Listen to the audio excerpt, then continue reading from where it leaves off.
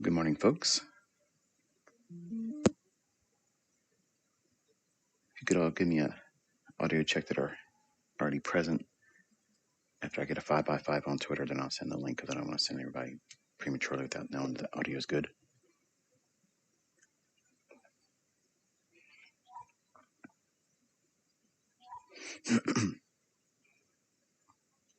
I'm trying the ultra low latency setting today on YouTube, so you should be able to know what I'm thinking before I say it.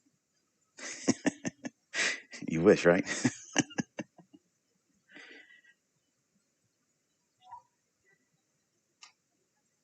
All right, awesome.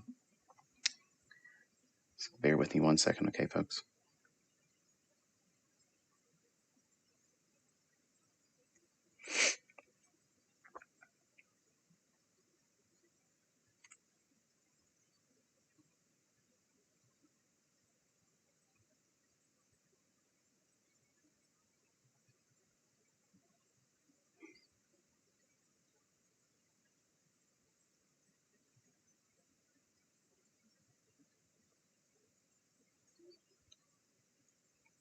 Good grief, there's already 3,000 people watching. I haven't even started yet.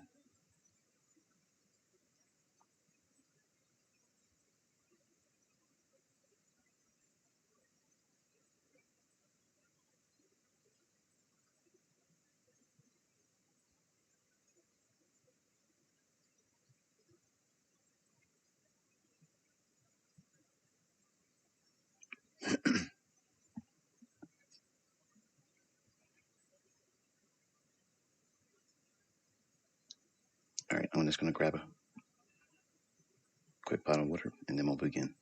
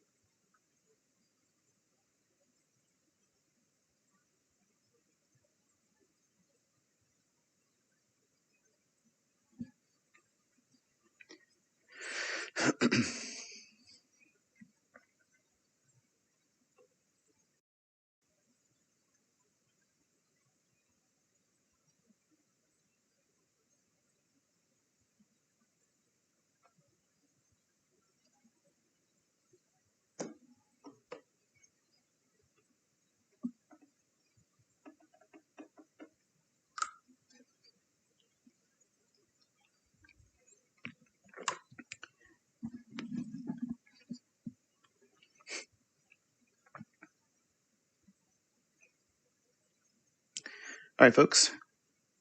Good morning, and good morning. So we are looking at the S&P. Upper left-hand corner is a hourly chart. Lower left-hand corner is a 15-minute time frame. And over in the large right-hand side, it's presently set to 2 minutes, which I'm going to toggle now to 5. Before we get into this, I want you to slow your roll this morning, okay? I'm going to give you the reasons why we have to be very cautious this morning, but we'll be here until about 10:30, maybe quarter of 11. Now, we've had a holiday this week, which interrupted the normal ebb and flow of price, sentiment, trading, speculation, order entry. Just a lot of folks like to sit on their hands like me, and we don't want to touch those partial days where they trade 9:30 to 12. There was trading on Monday, but it's so abbreviated in terms of the time it's allowed to move around. It's important not to feel like you have to be part of that. Whenever we have a holiday, this is what you're going to be writing in your notes this morning if you haven't already decided to do so. I'm prompting you to do it now. On the heels of any holiday that impacts trading normal hours, anytime that occurs, the very next trading session, the morning is very, very, very low probability, meaning that it can be choppy initially, or the entire morning session could be a wash, meaning that we may not get a clean entry. We may not get anything that makes any real technical sense to be a part of it, but it's beneficial for you to be observing it. Now here's the thing that you want to know, if this morning is nothing that brings my attention to a specific setup, a draw on liquidity that makes more sense than I'm expecting, then I'll join you all in the afternoon session today. So you'll get potentially two. So don't be upset if there's nothing clean this morning.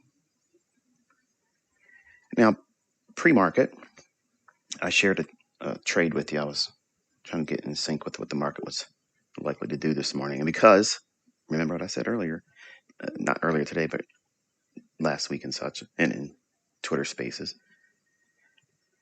if I believe, if my analysis, if my experience, or I just get a hunch, I'm human, that I feel that the morning session is going to be problematic for me. If it's going to be choppy, if it's going to be listless, aimless, low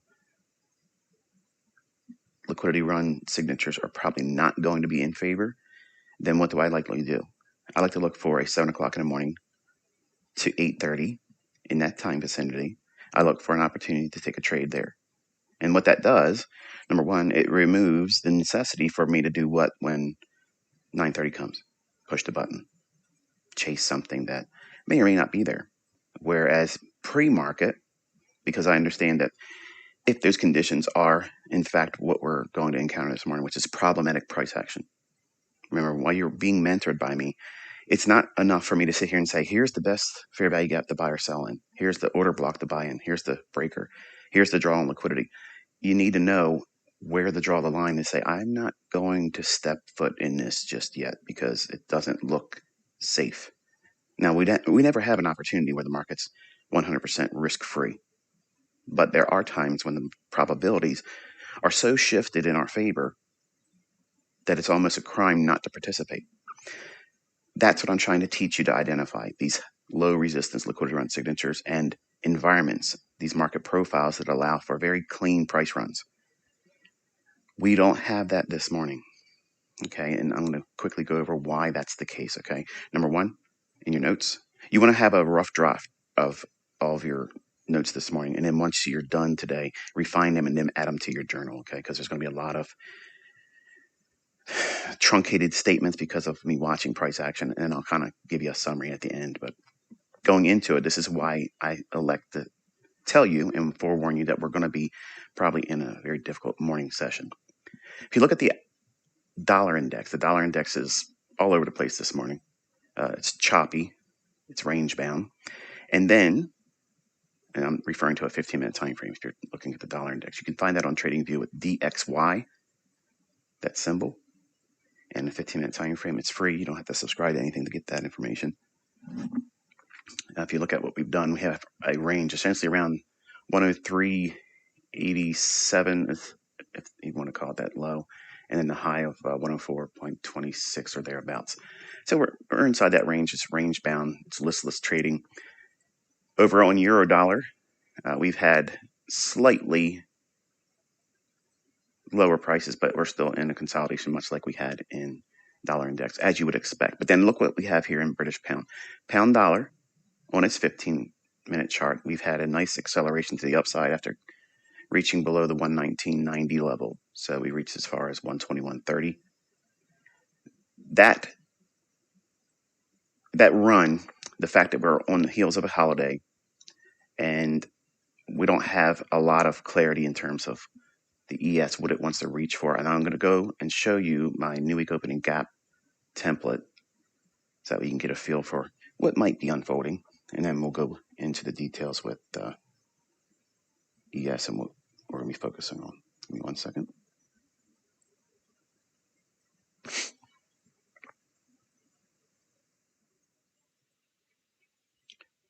All right, so you should be seeing the new week opening gap template for ES.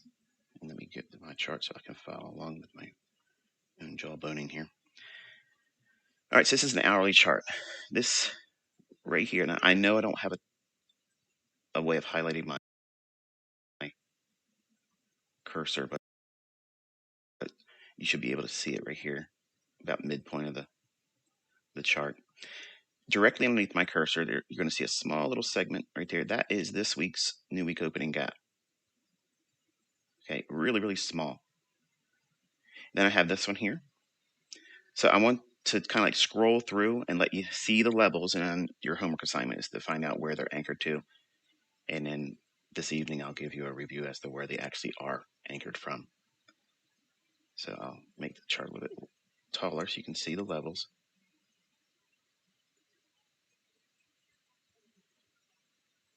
Okay, and what you want to have in mind when you have these on your chart is think of them as dynamic support and resistance.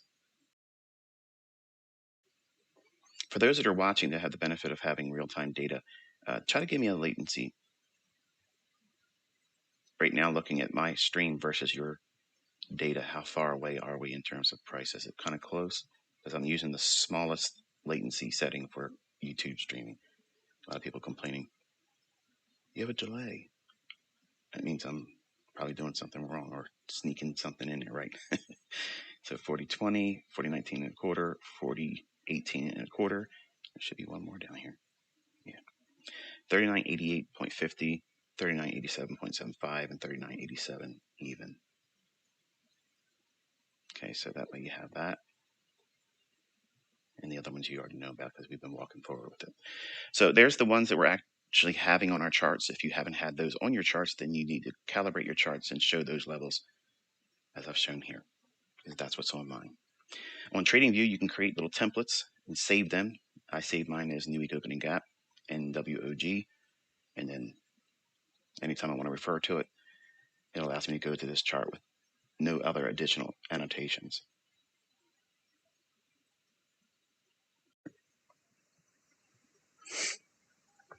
All right, we're going to start in a couple minutes because the session's about to begin.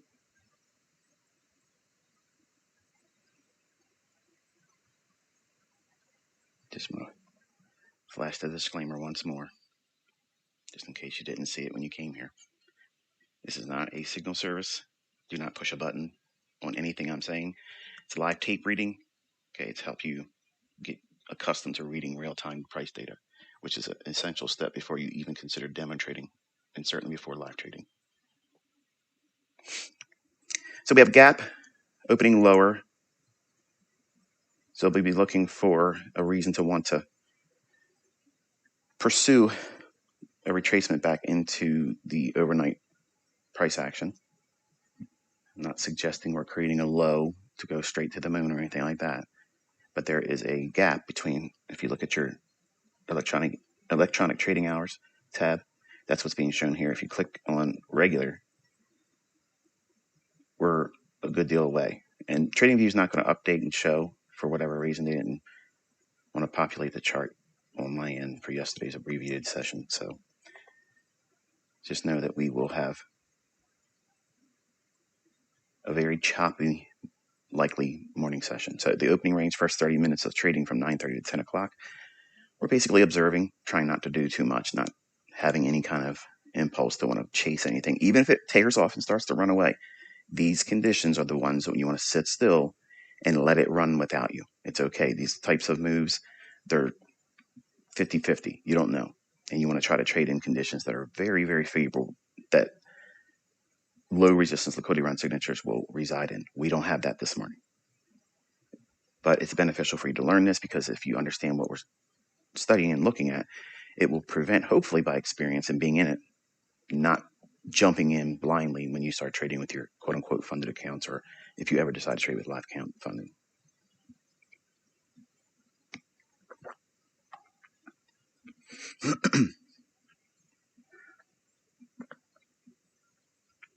So far, dollar is not showing any kind of willingness to want to leave its range this morning. And again, this is all based on what I was mentioning about the holidays.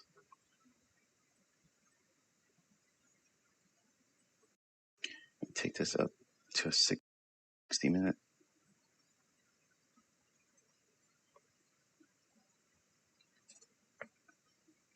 All right, so we have buy side resting around 40.90. We also have another pool of buy side liquidity resting at 40.73 even.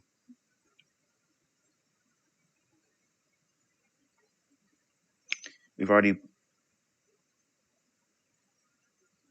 worked towards this low here. Let me draw a line on that.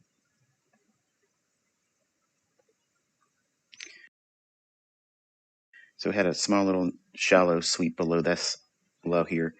Anything lower than that, we have a small little fair value gap.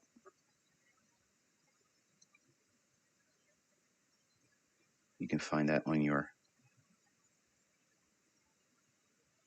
February 1st, 2023, 2 o'clock or 14:00, 1 hour chart candle.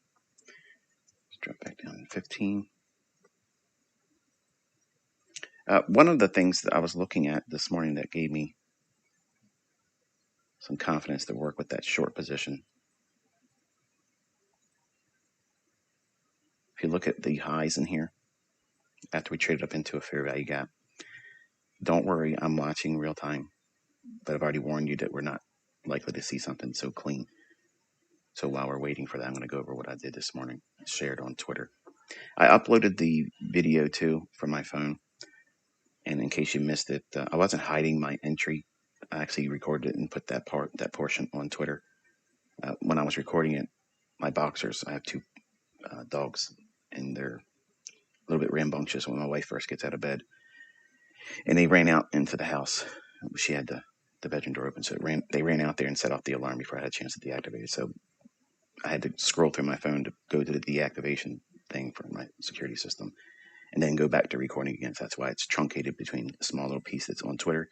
And it was recorded. I just couldn't show you all the pictures and such I have as wallpapers and things as I toggle through my phone. But anyway, we had higher highs in here on E-mini S&P and with the NASDAQ. If you look at the settings down here, I have it set to high. So it's plotting the cumulative line. Remember, we're looking for a buy side run. Remember, we're pushed down. It's not high probability. It's just we're looking for it to dig into overnight trading. Watch this one here. And then this right here, where I was shorting at. Anyone that's held on to their short, they might want to run against that, because there's a small little sibby up in here, right up in here. One of the easiest ways to find my cursor, this is something I just thought of while doing this. If you want to know where my cursor is, because I can't highlight it, look on the price axis on the right-hand side of the chart over here. And wherever you see the numbers going up and down, just go to the left and you'll find my cursor that way. Okay. But there's a small little SIBI, sell sign of balance, buy sign of efficiency, and order block right there.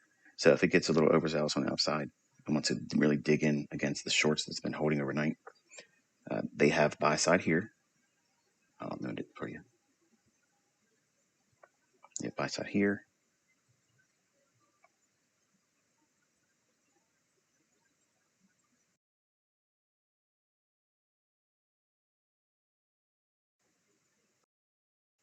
There, point at which I shorted this morning. I shared that with you on Twitter. Why didn't you call it live? ICT. I was just waking up, man. I'm trying to get my bearings. Got to be out here in front of the whole world so you can look at me through a microscope. What makes this guy tick? All right, so anyway, we have higher highs here, lower high on NASDAQ after trading into what? A premium relative to the high to that low, cleared buy side, and that right there was the nice run into it. It was a small little fair value gap also I worked with Pyramid. Again, you can obviously look at the video that I posted on the YouTube channel. So I'm going to take this way. Minimize that. Make these a little bit thicker so you can see it. All right, so we're going to study and see if we want to drop back lower. I'd like to see this down close candle here at 9:31. These are all 1 minute candles. I'd like to see price maintain above that. You see, we came down to it and here tried to work with it, showed a willingness to want to trade up. But, you know, because this market can be choppy, we can go into what? Seek and destroy. Seek and destroy many times starts off like it's a good price run about to unfold. and then you will either engage it or wait for another array to get involved with that price move. For instance, like I'm building the case that we're going to run for these buy side liquidity pools. Okay. That's where my focus is. I'm not going long. I don't want to sell short.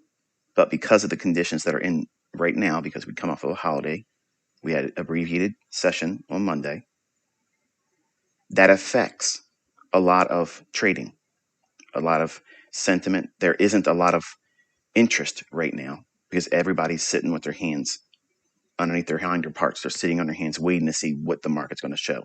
It's waiting. They're waiting for the tip of the hand. Okay. So imagine we're all sitting at the poker table and we're waiting for the market who has the highest stack of chips. We want to see hopefully that hand that market's holding is getting flashed to us so we can play with a little bit more insight. Right now, it's too soon, too early. My attention is on this down close candle. I want to see price support it, or I want to see price respect it, rather. Let me say it that way. But I'm looking at the likelihood of the market wanting to draw to this buy side liquidity. If it trades to this buy side liquidity, I want to see it advance quickly through it and work towards this one. It may not do so, but as a real-time tape reading study, that's what we're looking at. In between all the price points that I'm referencing, you want to annotate how much of a price move transpires between the point at which when we draw attention to it and if it goes to a level that we were expecting it to draw to. How many handles? How much time does it take? How much drawdown against that? All those things you want to be logging while you're tape reading. You're not just simply listening to me, hoping I get it right or hoping I get it wrong. You're listening to it and then you're observing and measuring all the fluctuations each time. Over time, you're going to see there's going to be a lot of things that work out in favor, and there's going to be times where it doesn't work out in favor.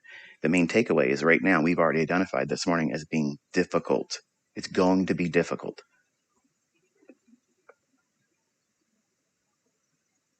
Where everybody else, retail Rick's he's probably only got 6 trades in already today. Every short-term high and low has potential to be swiped, okay, above and below, above and below. That's really what I want to have your focus on there. But I'm primarily interested in seeing if we can drive up into these buy-side liquidity pools. That would also give me a little bit of a help for potentially what I'm going to likely do if we get a sloppy morning, what I'll look for in the afternoon.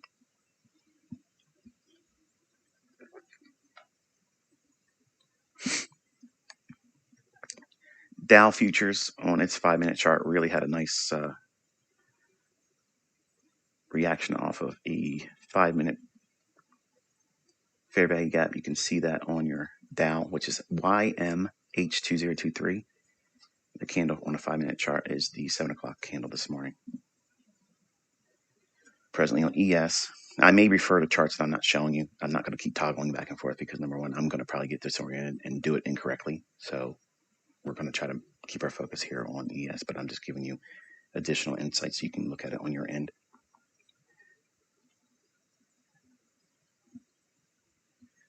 So I'm watching the Dow only because it's like a barometer, like the dollar is for me when I'm trading Forex.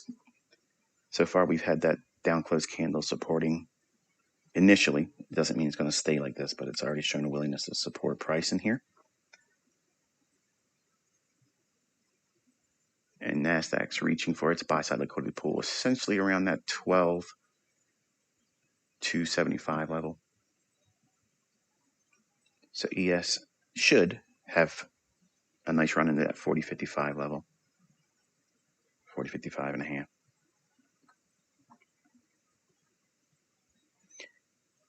The Dow futures are still a little bit heavy, but it's touching a potential bullish breaker on the 5-minute chart. So that's what I'm looking at. You can see that bullish breaker on the 5-minute 9:15 candle.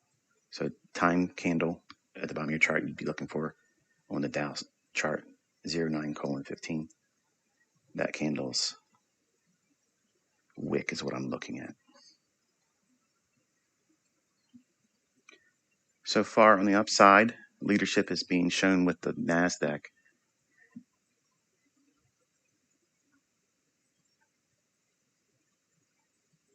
just about there on NASDAQ buy side liquidity pool. It just pierced it just now. So we want to see ES try to run to catch up with it.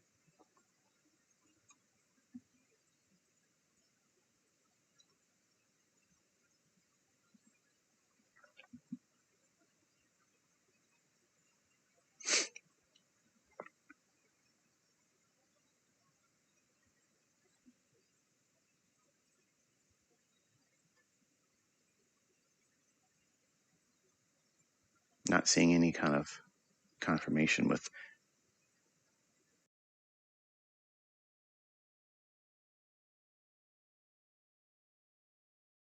risk on, risk off across the Forex pairs, Euro and US. They'll be moving around.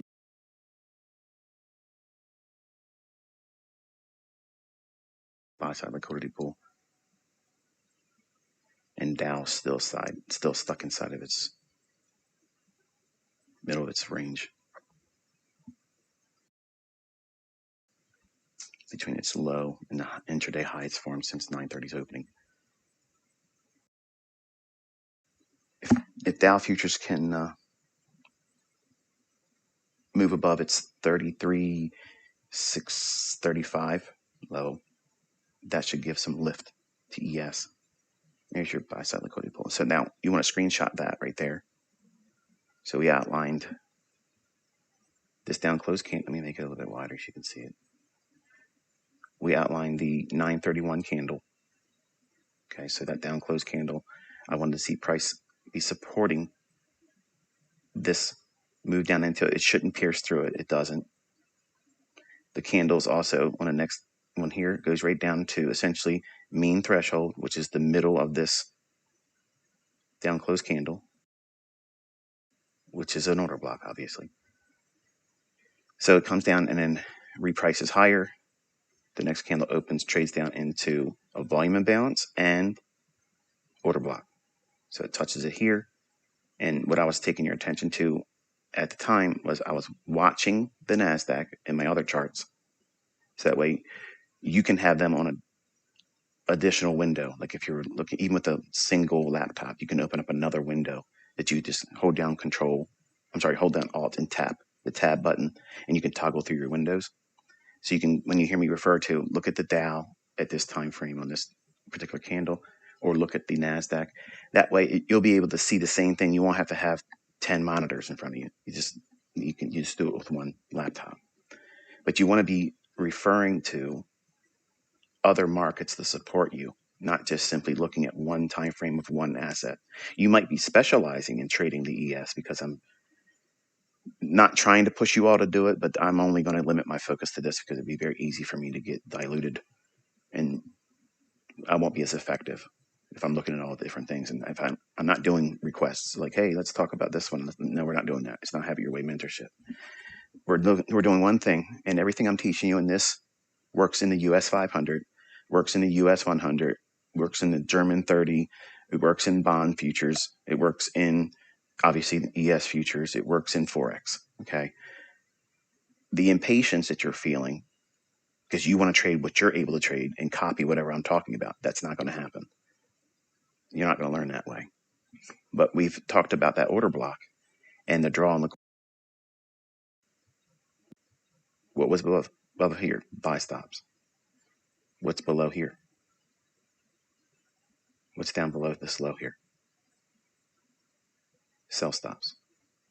So if we're cautious because it's a holiday, because it's not likely to be clean price action, the market can do what? It can create that what C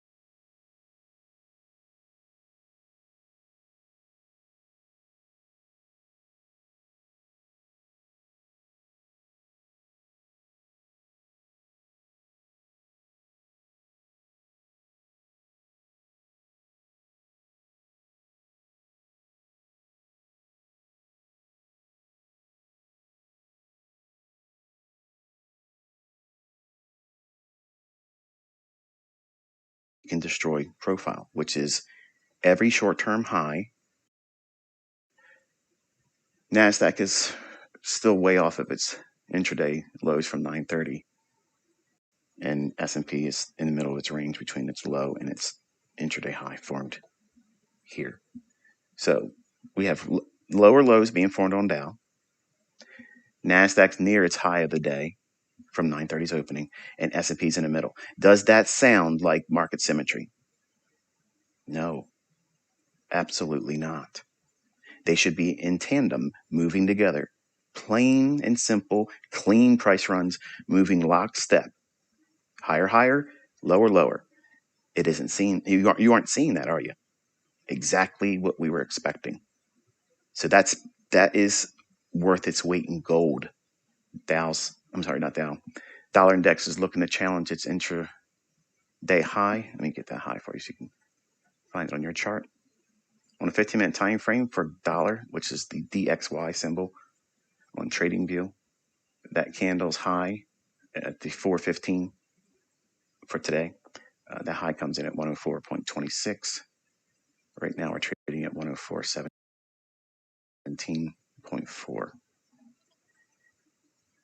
Watch the sell side down here on ES.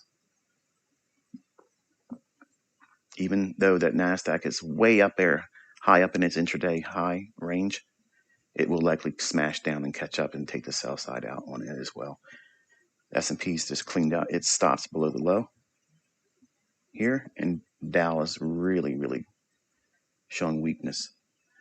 NASDAQ still not making that lower low. So when we have situations like this, you turn your attention to the NASDAQ. If you want to study like a potential setup, you can look for the NASDAQ to try to catch up because it's the stronger one right now. That might change gears and it becomes weakened or sickened because of all of the weight that's placed on the marketplace, like we've seen in the Dow. If you look at the Dow, which is YMH2023 on TradingView, and NASDAQ symbol is NQH2023. Actually, I can do this. Hang on. That's NASDAQ right now. So see the difference between that? I would expect it to run down here.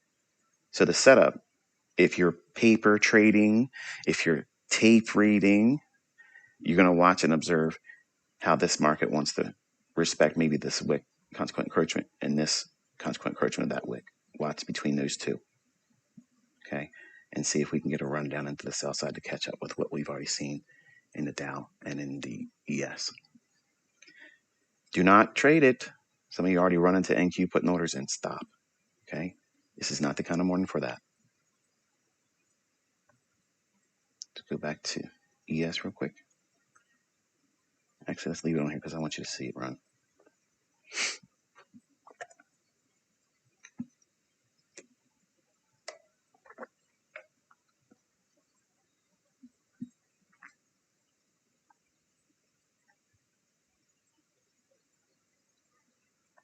Let me show you the Dow. There's Dow. See how it's made a lower low? There's your model 22 short sell side. We're trading into it here. ES, let's go back to that real quick. Okay. Ran right to the buy side we were looking for. And let's go to NASDAQ because that's the one that should be delivering on a deferred basis. So you're going to look down here. That's where the liquidity is. All the retail that chased all this run, the books tell them to put their stop loss right below that low. What kind of stop loss is that? A sell stop. Why would they want to take it down there? Because they sold short to all the buy stops resting above this high here. So smart money's short from up here, and they're going to do offset distribution, which is when they short above an old high and accumulate buy stops.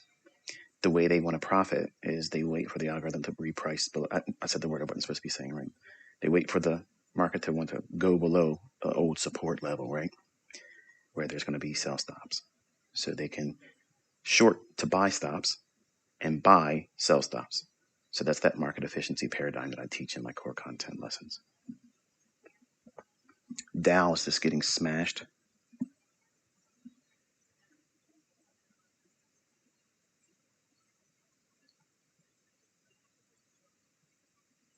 $40.29.50 on your ES chart. Make sure you have that on there. That is a low from January 30th at 3:30. So January 30th, 2023 had that level. And again, the level is 4029.50. NASDAQ has a small little fair value gap right in here. But we're wild this morning. So you have to consider these wicks. And because there's two of them back to back, I like to look at the midpoint of that one and the midpoint of that one because it can return like it's doing right here.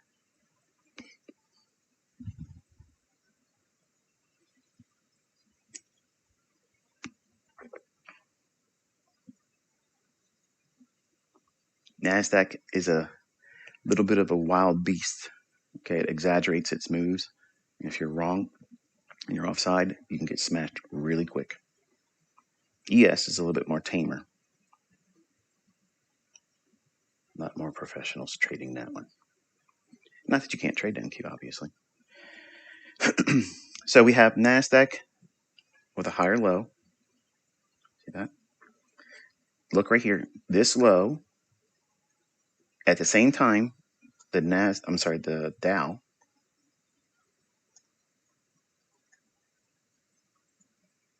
lower low on Dow, and ES lower low. Okay, so we had a failure to go lower on NASDAQ. We have lower low on the Dow intraday. We have a lower low on ES intraday, and we have yet to see the dollar index. Let me put that up for you too. Don't worry, I'll get better at this as I go. Okay, I just want to make sure I'm not going to lose my space here. So I'm afraid sometimes I might not be doing the right thing with the OBS screen sharing that goes to my YouTube channel. And I'll be talking about a chart that you can't see, but I'm looking at.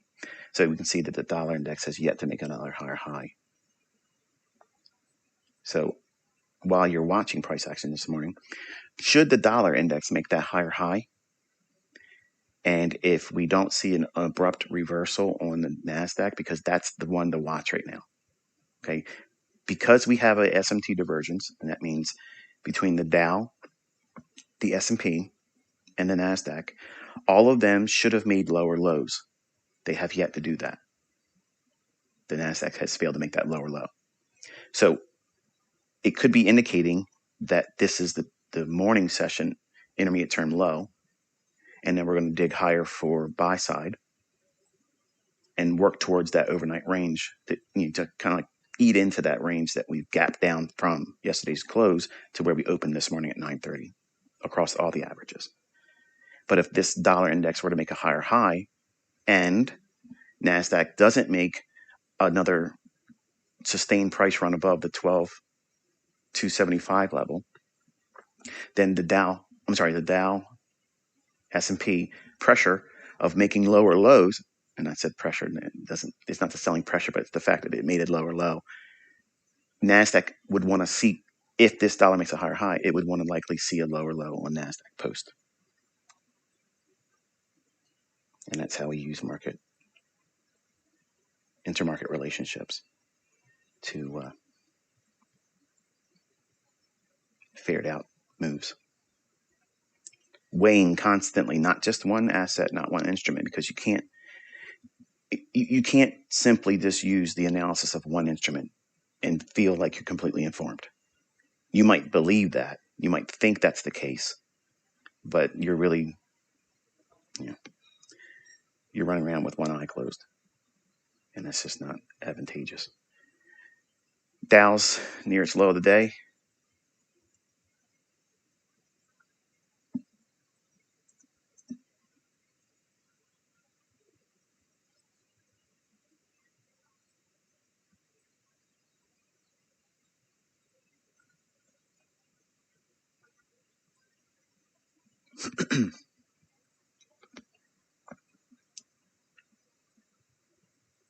I'd like to see this little gap right here stay open.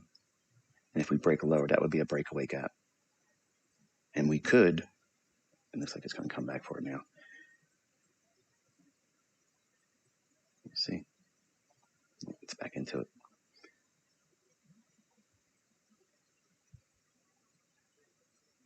Now, let's just say, for sake of discussion, say we were not on the heels of a holiday. Okay. Say we were not on the heels of a holiday, and we had the situation we have right here where the Dow made lower lows, the S&P made lower lows. As soon as we traded up into that fair value gap right there, I would not, that you should now understand what I'm saying. I would have used this as a short to get in to make a run for this down here. But I'm not trading NASDAQ, and I'm not inspiring, or hopefully not inspiring, any of you to push a button. But because we're in this market environment, it's still inside the opening range. We have 2 more minutes. It's the first 30 minutes of trading. Once that first 30 minutes is transpired, you want to identify your 15-5 and 1 minute buy side and sell side liquidity pools, and where all of your inefficiencies are. And that's the template that you work with between 10 o'clock and lunchtime noon. Everything will transpire based on that information. Every single day, it's the same thing. But you have to have that first 30 minutes to give you that lay of the land, the territory in which you're going to explore and seek new setups. And it's going to be in the basis of repricing to a premium, repricing to a discount, running stops, or returning to inefficiencies. And there's your drop off that fair value gap we mentioned right there. So you want to screenshot that. That's the setup too, in case those of you who want to do the NQ instead of ES. You had another live example here. So let's go back to ES now. See how boring this stuff is? Even on days where it's low probability, it's the same stuff repeating all the time. It's not random. There's no reason for us to be, what just happened? Where'd that come from? That's infancy. That's somebody that doesn't know what they're doing, or highly emotional. I get emotional in Twitter spaces, but not in price action. So now we have the condition where we have all 3 averages, the Dow, the NASDAQ, and the ES. All of them now have made lower lows. All of them. So now we refer to what? What's our final qualification for bias? The dollar index. Has the dollar index made that higher high?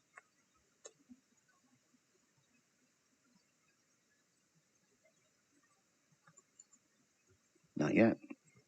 So because we have done that in the ES, making lower lows, S&P lower lows, and NASDAQ lower lows, we would expect to see dollar pierce through that 104.26 to the upside. By doing that, we would also further expect like the euro to go lower and cable to go lower. Cable has a very large buy side. Buy side imbalance, sell side inefficiency on pound dollar, and I use the forex.com pair on TradingView. If you look at the 430 candle on your 15-minute time frame, that's a big buy side imbalance, sell side inefficiency. If you pull up your fib on that, measure that consequent encroachment, which would be measured from the high of the candle, and I'm talking about pound dollar right now for those that are in forex. At the 415 candle of today, that high up to the low of the 445 candle on a 15-minute time frame for pound dollar, that big green candle, that's your buy side imbalance, sell side efficiency. The consequent encroachment comes in at 1.20434. So if we can get the dollar index to run up through that 104.26, I would look for pound dollar to try to gravitate towards that 120.43 level. Doesn't mean it's going to go to it, but it's all dependent on that dollar doing that. So I'm trying to toss you a bone that those that want to be trading forex, you're not really interested in all this other stuff, and it's hard for me to hold your attention because it's a pair or a market that you're not trading. Understand it's all part of it.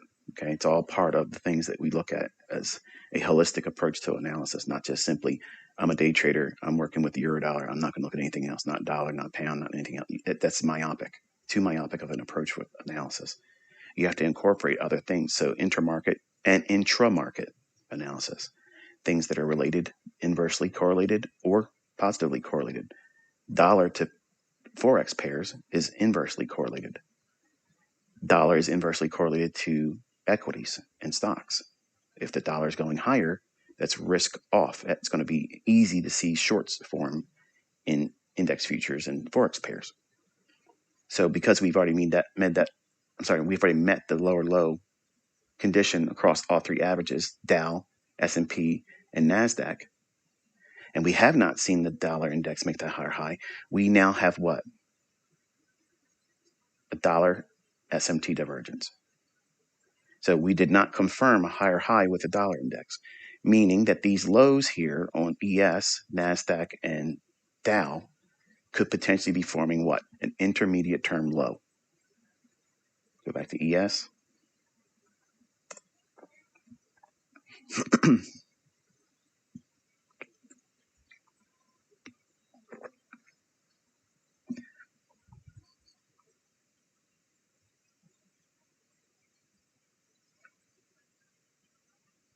$40.29.50. Yeah, $40.29.50. Make sure you have that on your chart for ES. Okay, that's where it is here. That's the next sell side liquidity pool that I'm interested in.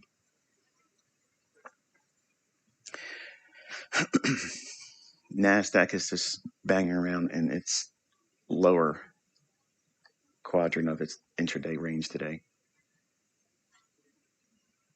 meandering around between 12.232 and 12.215.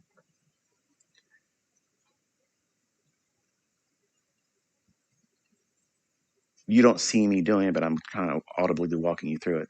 I have all these monitors in front of me, and what I'm constantly toggling my attention through, I look through I have an intraday matrix where I have a 1 minute, 2 minute, 3 minute, 4 minute chart on the NASDAQ, and then I have the same thing for the E-mini S&P. So I'm looking through that constantly, looking for small little micro gaps and inefficiencies there. And I'm looking at the relationship between all the other markets. I'm looking at the NASDAQ, where it's trading in respect to what the S&P is doing, and also with the Dow, which Dow is the leader to the downside. It's the weakest one today. And I'm watching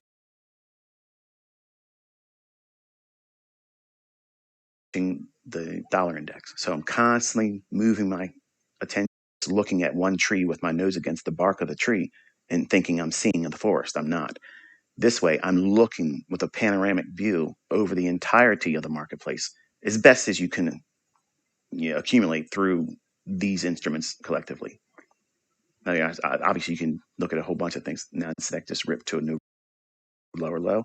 S&P has let me go back here. 1 minute chart. S&P should sell off in here now. We have lower low on NASDAQ. Dow's made lower lows, but it's off its low now. So we would want to see the S&P take out that low here.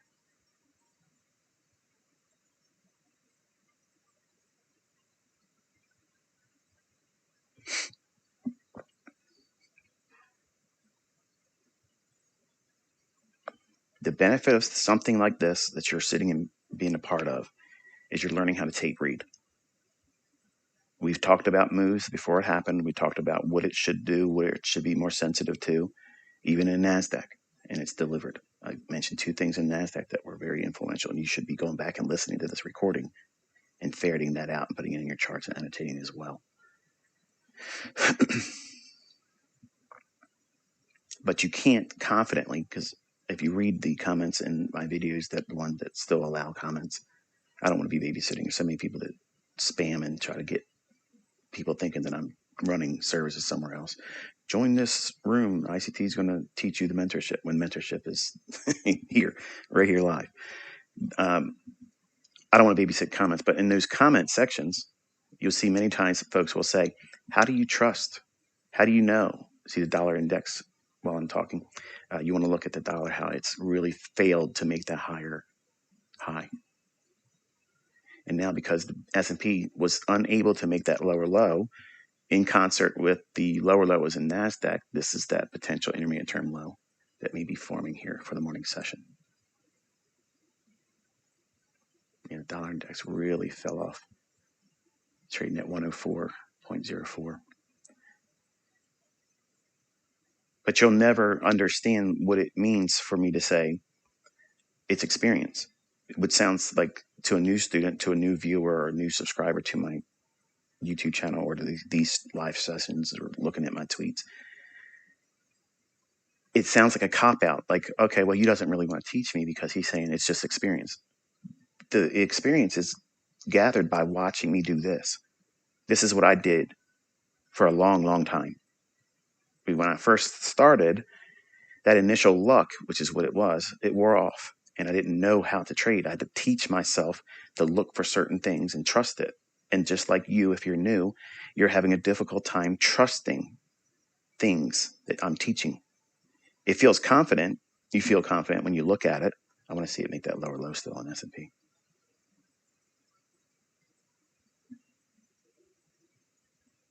Even though the dollar index is off its highs, I still want to see it pierce that low on S&P.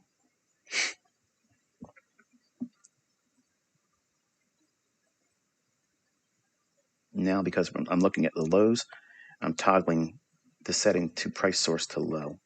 So that way, if it makes a lower low here and say the NASDAQ doesn't do it, that'll be SMT divergence. And then if it does that, I'll comment at that time. Right now, we're just watching it.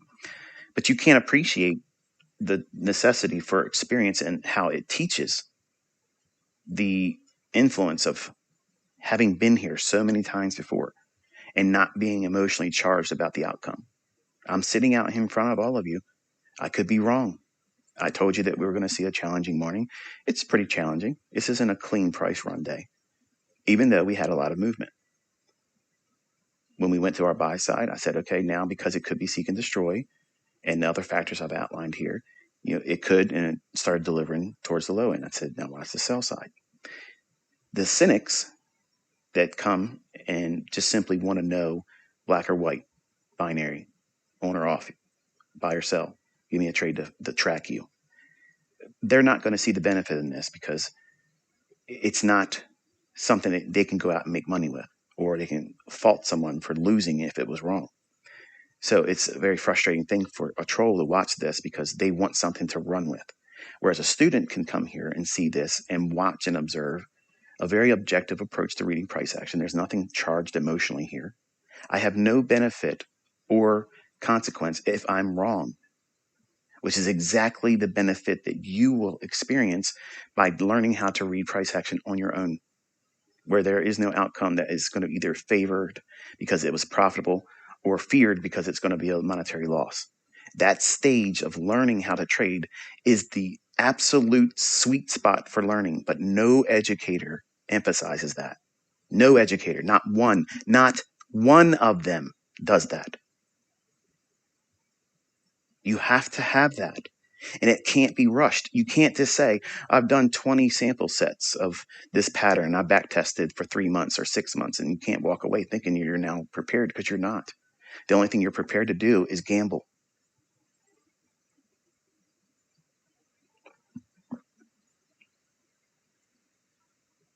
And I'm trying to do my best to inspire you to do this stage and not rush through it. Should be piercing that low here. Here we go. NASDAQ just fell out of bed. Dow just tanked even more. Dollar still, unfortunately, is still in its range. So we'll be looking for, even though the dollar might not go that higher high, it could change gears later on. But right now, I'm monitoring that 40.29.50 level still on ES. That's in play for me until we take out 40.49, whatever this high is here. What's this high? Yeah, 40.49 changes the whole lay of the land for me. We'll see 40.29.50 as long as we're below 40.48 and 3/4. And again, I told you earlier in the stream where that is. It's in January, that old low. So, I mean, you'll get more comfortable as you watch price action, even on the times that I'm not doing it, because obviously I'm only doing the live sessions in specific times. But the idea of watching it, taking in the information you're seeing, weighing the effects and the confirmations that you would expect to see in other markets, Dow, NASDAQ, all those things lend well to support, and you'll trust those things to build your confidence. The part that you have right now that is fearful is because you haven't done this enough. This right here, looking at it, trusting that it's going to do certain things. And because you have these laboratory experiments where you're safe, you can't lose money from watching price action. You're not even pushing a demo account. I'm not pushing a button. You're not pushing a button. But you're taking in all this information that a book and a trading course does not fulfill. My mentorship doesn't fulfill. This is why I said when people were taking my content and sharing it on Telegram and sharing it on Discord channels and sharing it everywhere and selling it and repackaging it and renaming it and all those things, the individuals, yes, they'll have a little splash over effect because sometimes the things that they'll learn, it's pretty much going to deliver like that. But these instruments have conditions that make it sometimes hard.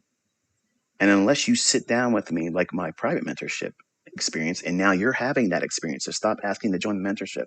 I am doing mentorship. This is exactly what I was doing with them, but better. I'm not distracted by all the people that were trying to talk to me in my mentorship at the time, asking me questions that had nothing to do with what I was referring to, which is why I'm adamant about having my approach to teaching you and stop letting other people influence me to tell me how I should teach. I know what works. You're coming to me with a small stage of confusion, a lack of understanding, but you think that you know how you should be taught. You don't. I know how you should be taught. And every time I've deviated from what I know works, it made it harder for me as the educator and harder for the students.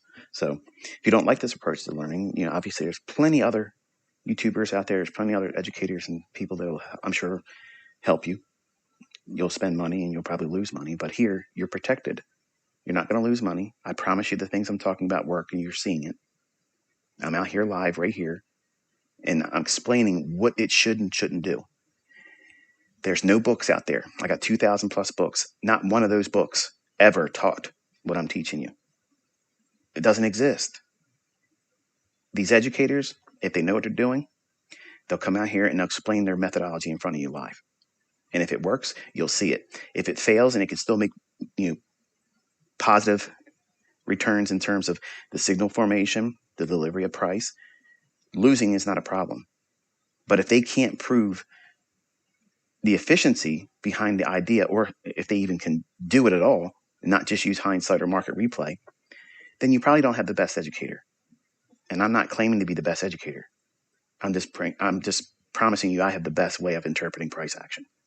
And I'm learning, hopefully, over time to be a better mentor. We're looking for that 40-29-50 I mentioned a little while ago. See if we can pierce down through that.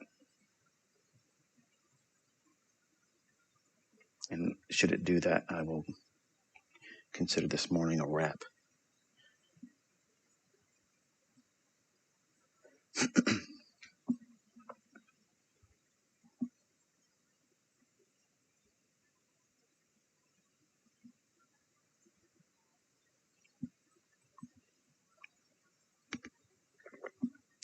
You can't rush to making money, okay? I know it feels like, the end of the world's just around the corner and everybody wants to go out and buy their Lamborghini before it does. But you gotta be practical, folks, and that's all I'm trying to be. I'm trying to be practical.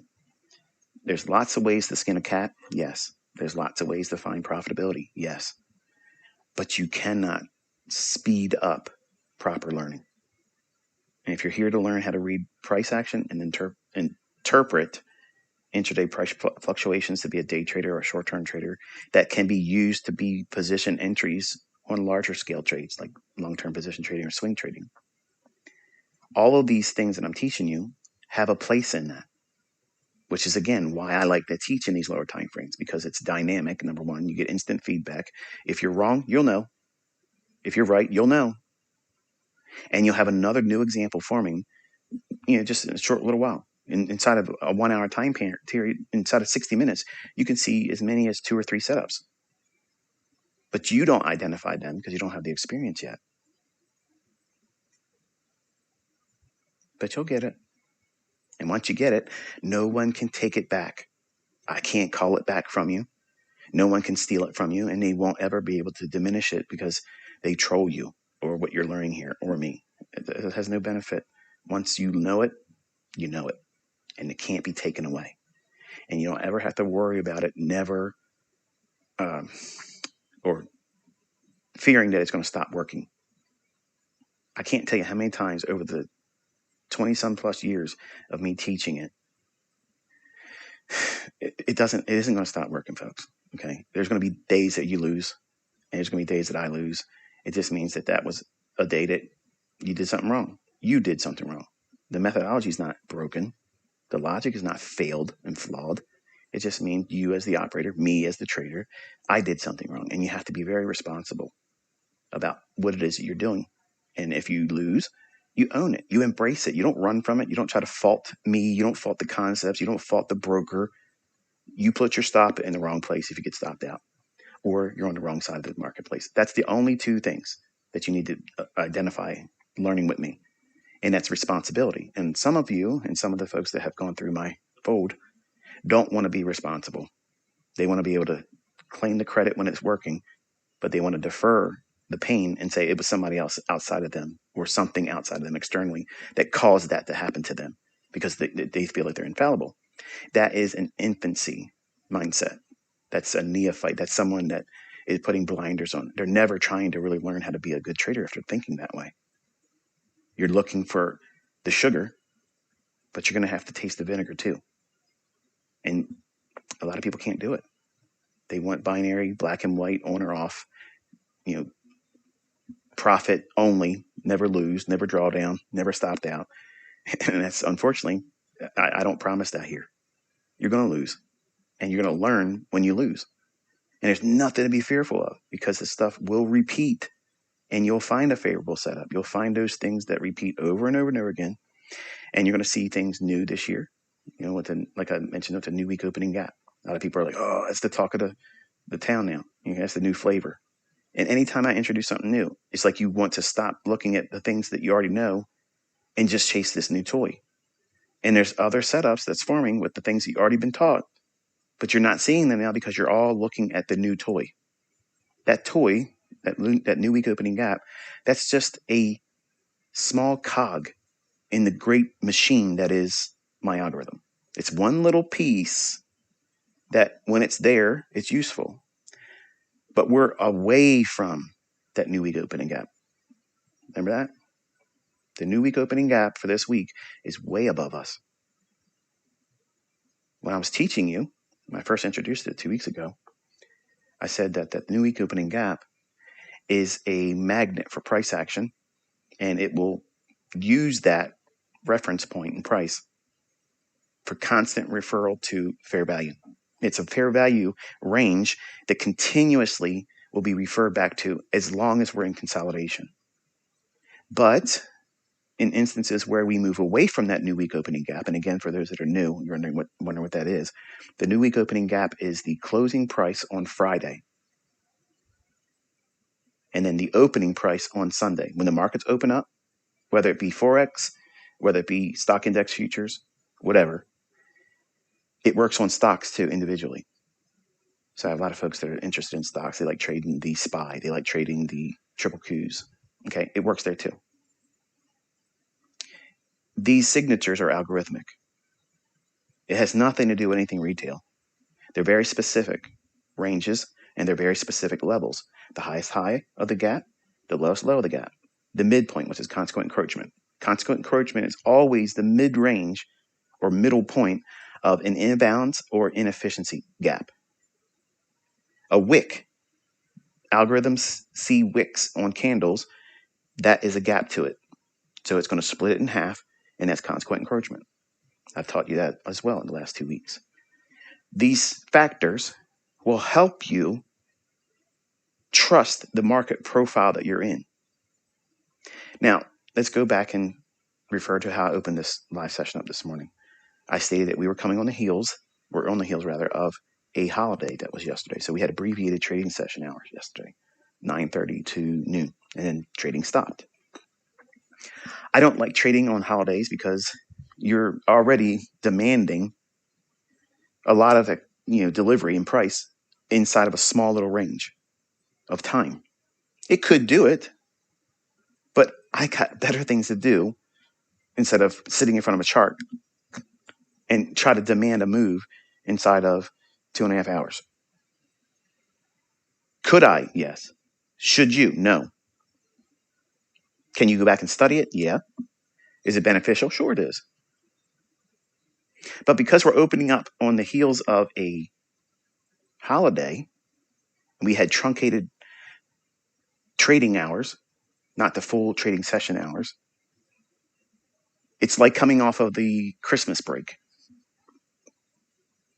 You got to let the market fall back in to its normalcy, because there isn't a rush for people. Only retail traders, the small-handed street money traders, are rushing to get back in here the very first minute that the market opens up after a holiday. They can't stand it. It's like they've been kept from the casino too long, and they can't wait to go in there and pull the one-armed bandit little slot machines, because they have to have an experience. You don't want to have experiences in trading. You want to be speculating with the probability in your favor.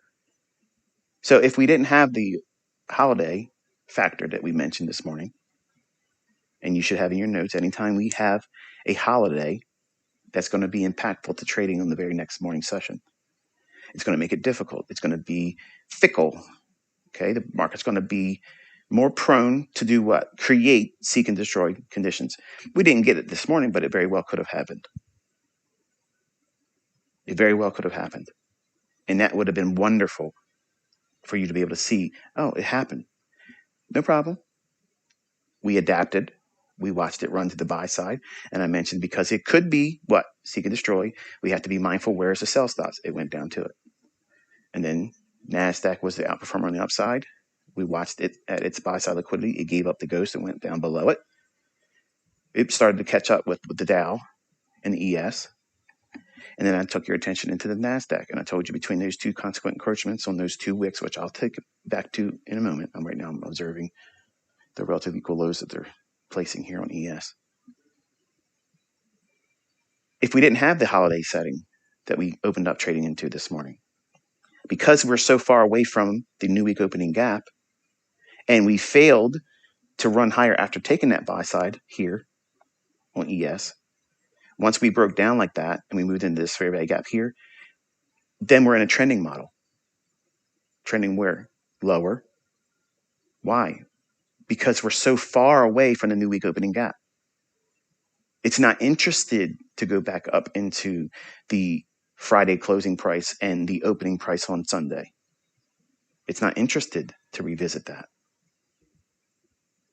So there's this factor of weighing out market profiles, conditions, not market profile, like some of you trade with the approach of, it's not the same. And I'm not looking at market profile like you might be thinking. I'm saying like templates, okay, a schematic, a roadmap, a way of expecting price to deliver a very generic procedure or process.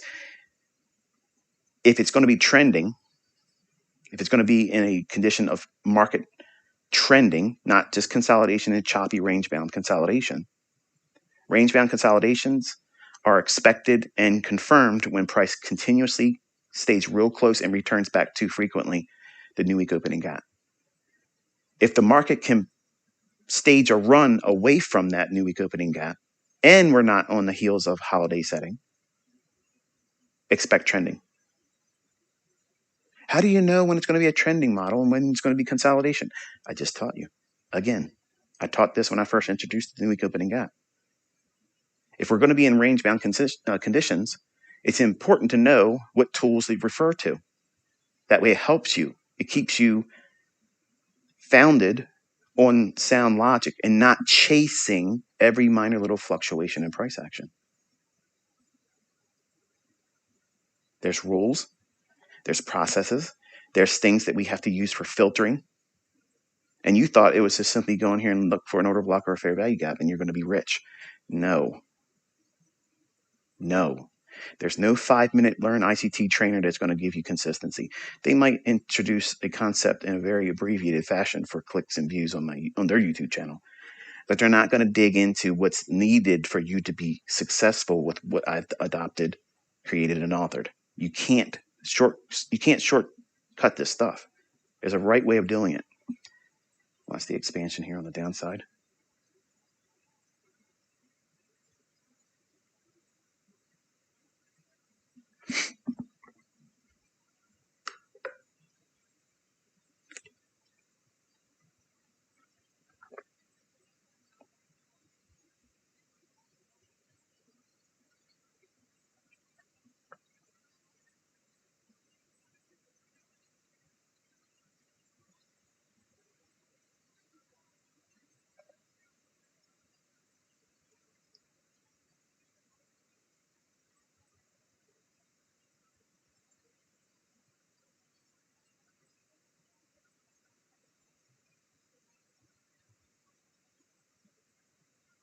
I'm just looking at other charts. I didn't lose audio.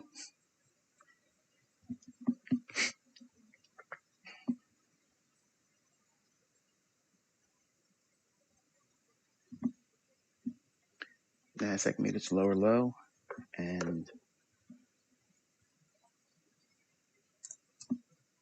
Dow has yet to do so.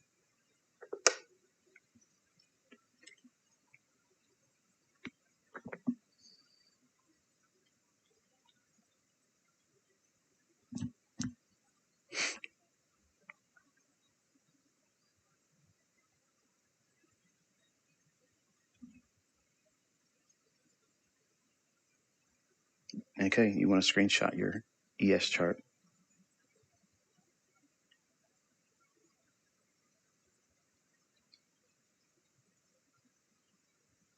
So 40.2950 is printed. I'd prefer to see it at least make an expansion below that because it just would favor to do that. But it printed the 49.2950 level. Everyone that took my trade idea, they're covering their short now. They're thinking, man, this stuff just keeps working. Yeah, wait till you're into it 30 years and it still works. It's boring. Right now, it feels like Christmas every day. But it's important to talk yourself down. Don't get all hopped up on goofballs. Lots of learning still for us this year.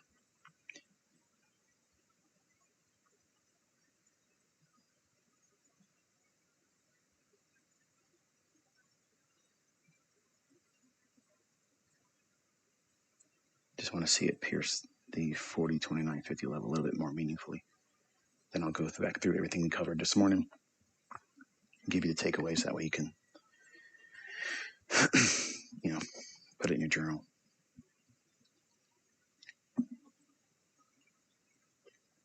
What happens if it runs away from the 40.2950 level? Then I would treat that as an afternoon objective because the liquidity that has not been really purged below it. And you're probably thinking, where did I get the 40.2950 level? Where did that even come from? If you pull up your regular trading hours, in other words, the lower right-hand corner on your ES chart here, toggle that. It'll say regular trading hours. Hit that. And then 15-minute time frame.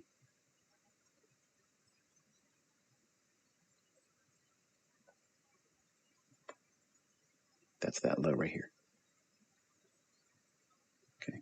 So January 30th, that Monday at 3:45 or 15:45, the candle time at the bottom of the chart as I'm showing you here. We want to see it pierce through that.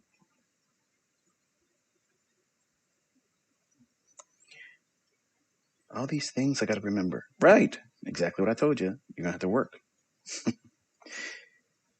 It's so easy once you know what you're supposed to be doing, but it's so hard being disciplined and John to go through the process of finding yourself in all of this. So we pierced it a little bit, but I still would have expected a nice big beefy candle down.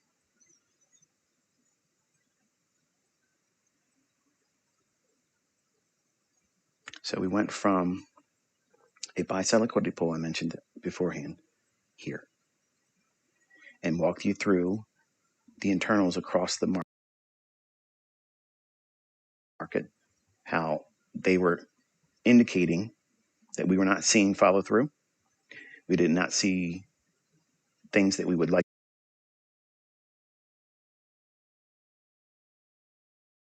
to see across the other markets that would support a sustained price run. I'm watching Dow right now. Dow's off of its lows. Let's see if it can go down and make it a lower low. Nasdaq's made its lower low. S&P's made its lower low. S&P has hit the target that we aimed for today. It's 40.2950. But I'm watching the Dow. If the Dow can make a lower low, that would be a nice expansion on the downside for ES, which would be really what I prefer to see.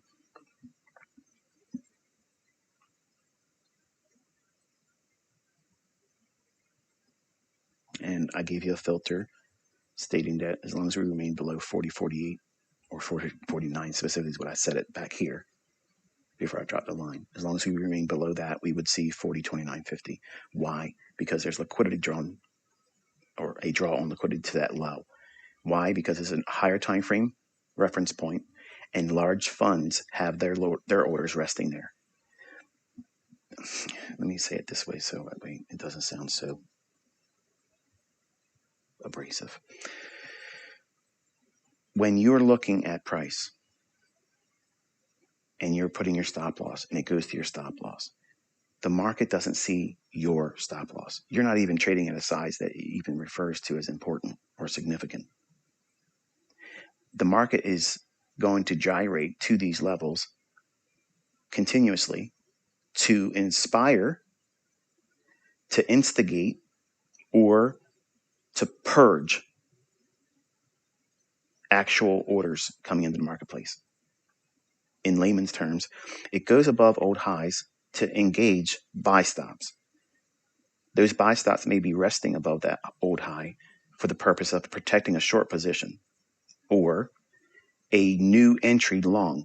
They may be viewing that high being broken to the upside as a means or a catalyst to get them long. The same thing said in reverse below an old low. There's sell stops below that old low. That sell stop may be a mechanism or catalyst that sets the trader that uses it to get short, selling short on a breakout to the downside, selling weakness, in other words. Or that sell stop could be a protection mechanism for a long position. We don't care. We don't care. You can look at the chart and see what it's really predominantly, if it's really protecting longs or if it's a new breakout to the downside based on what the price has done. For instance, what kind of buy stop would be resting above this high here? Protecting a short. Why? Because the market's delivered down. So it's not rocket science. It's simple. Above that old high is a buy side liquidity pool, but it's for what purpose? Protecting short positions. Now, I'm not saying or being dogmatic about that's the only way it's utilized there, because there still may be someone out there thinking, okay, I want to be long, and if it takes out the day's high, I want to be a buyer. For instance, Larry Williams would trade something like that. I've seen many of his old stuff, and he would have something like that. He would be buying strength. I lost money doing that. He's proven he made money doing it. Every time I tried to buy strength, I did it incorrectly because I mislabeled what I thought was a reference point to be buying strength because I was a new trader. 20-year-old, read 2 books, and I figured I knew everything. I didn't know anything at all, much like some of you, because you watch a few of my videos. Maybe you sat in a few of these live streams now, and you had these little epiphanies, these aha moments, and you feel like it's all clicked together. What you're saying is you're giving yourself permission to go start trading live still before you should. I know what you're doing. It's the same thing everybody does, and you don't want to pay those painful lessons and pick up scar tissue that will prevent you from learning quicker if you don't do it. You want to learn how to do this the fastest way? Do everything I'm telling you to do this year. And do it for the remainder until the second week of November. the second Friday of November. That's our last live stream. And at that moment, you have gone through a ICT mentorship. And all the experience that you have at that moment, now you can start going forward with everything you wanted to do. But until you get to that point, you're not ready. And I don't care what educator, whether competitor, YouTuber, if they're trading live, if they're not trading live, I don't care. They don't know what they're talking about. Okay. They have no idea what they're talking about. This is my concept. This is my concept. This is my approach to trading. You cannot learn it on the fast track. You can't. There's so many variables, and each one of those variables open up the opportunity for you to find your own personal approach to using it, which is how it's done correctly. Instead of me saying, here's model 2022. In my opinion, I felt that was the most universal approach to trading with my concept, with my approach. But some still can't find their way in it. Okay. You'll find your way if you stay with us each day. Show up every day. You're going to miss your favorite channel shows. Okay. DVR them. You'll watch them when you get done in November. Spend the rest of the holiday season catching up with your old stuff. But you have to put your face in front of these charts and listen to me as I'm explaining every single individual candle. I'm walking you through the logic, why the market should be doing this and why it shouldn't do that. Where should it be going to? That's the thing that you need. It's not the entry. It's not the order block. It's not the fair value gap that doesn't fill. You know, that you're sweating all that stuff when it's the least important thing. I promise you, every YouTuber out there had no idea that 40/29/50 was where we're going today. And that's not a knock against any of them. And I like a lot of them. They don't know. That's all. It's just they don't know. But they're learning. If they watch this stuff, they're learning just like you are. And that's what I'm here for. I'm not here to compete against anybody. I'm not trying to belittle anybody. But if you want to know how these markets book, you're at the right place. You're hearing the person that's going to tell you how to do it. I'm going to walk it with you every day. And by watching real-time price action like this, you're going to see your setup. Your eye's going to jump to it. It's going to make perfect sense, even if I don't like that particular PD array or that specific element. I may not even talk about that one at that time, but you see it and you trust it because you hear me saying what? It's going to go down to 40/29/50. It should stay bearish, and as long as it stays below 40/49. Well, then you start looking at consequent encroachment of fair value gaps. You're looking for bearish order blocks. You're looking for optimal trade entries, institutional order flow entry drills, everything or anything that you're trusting. But because you're listening to me in the 3 decades of experience of me sharing that with you, you know I'm not out here just throwing a dice and hoping when I fling mud against the wall, something sticks. I'm telling you where to go, where it's going to gravitate towards, and what it shouldn't do. The new viewer looks at this and thinks, well, what's the benefit of all this? You're too new. You can't appreciate it. But the folks that have gone through my content and they know what a breaker is, they know what a fair value gap is, they know what an institutional order for entry drill is, they know a fair value gap consequent encroachment, they know the wick consequent encroachment, they know all these things. They just don't know when to use them because they don't know how to determine bias. They don't know how to determine the direction. If they could just know where the market's going to go next, then they could easily go in there and pick the thing that they'd like to trade. But because they don't want to do what I'm forcing you all to do with me live, which is observe price action with no monetary reward or risk of loss, they don't want to submit to that because their fear is if they waste their time doing all this and they still can't do it, what a waste. When I say the fact that you don't want to do this, what a waste.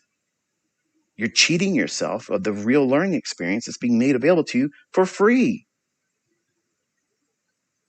For free. All you have to do is show up every day and you'll learn bias. You'll learn market profiles, the real market profile, how to determine the market schematics real time before it starts to deliver. And you don't have to be emotional about it. You don't have to be scared.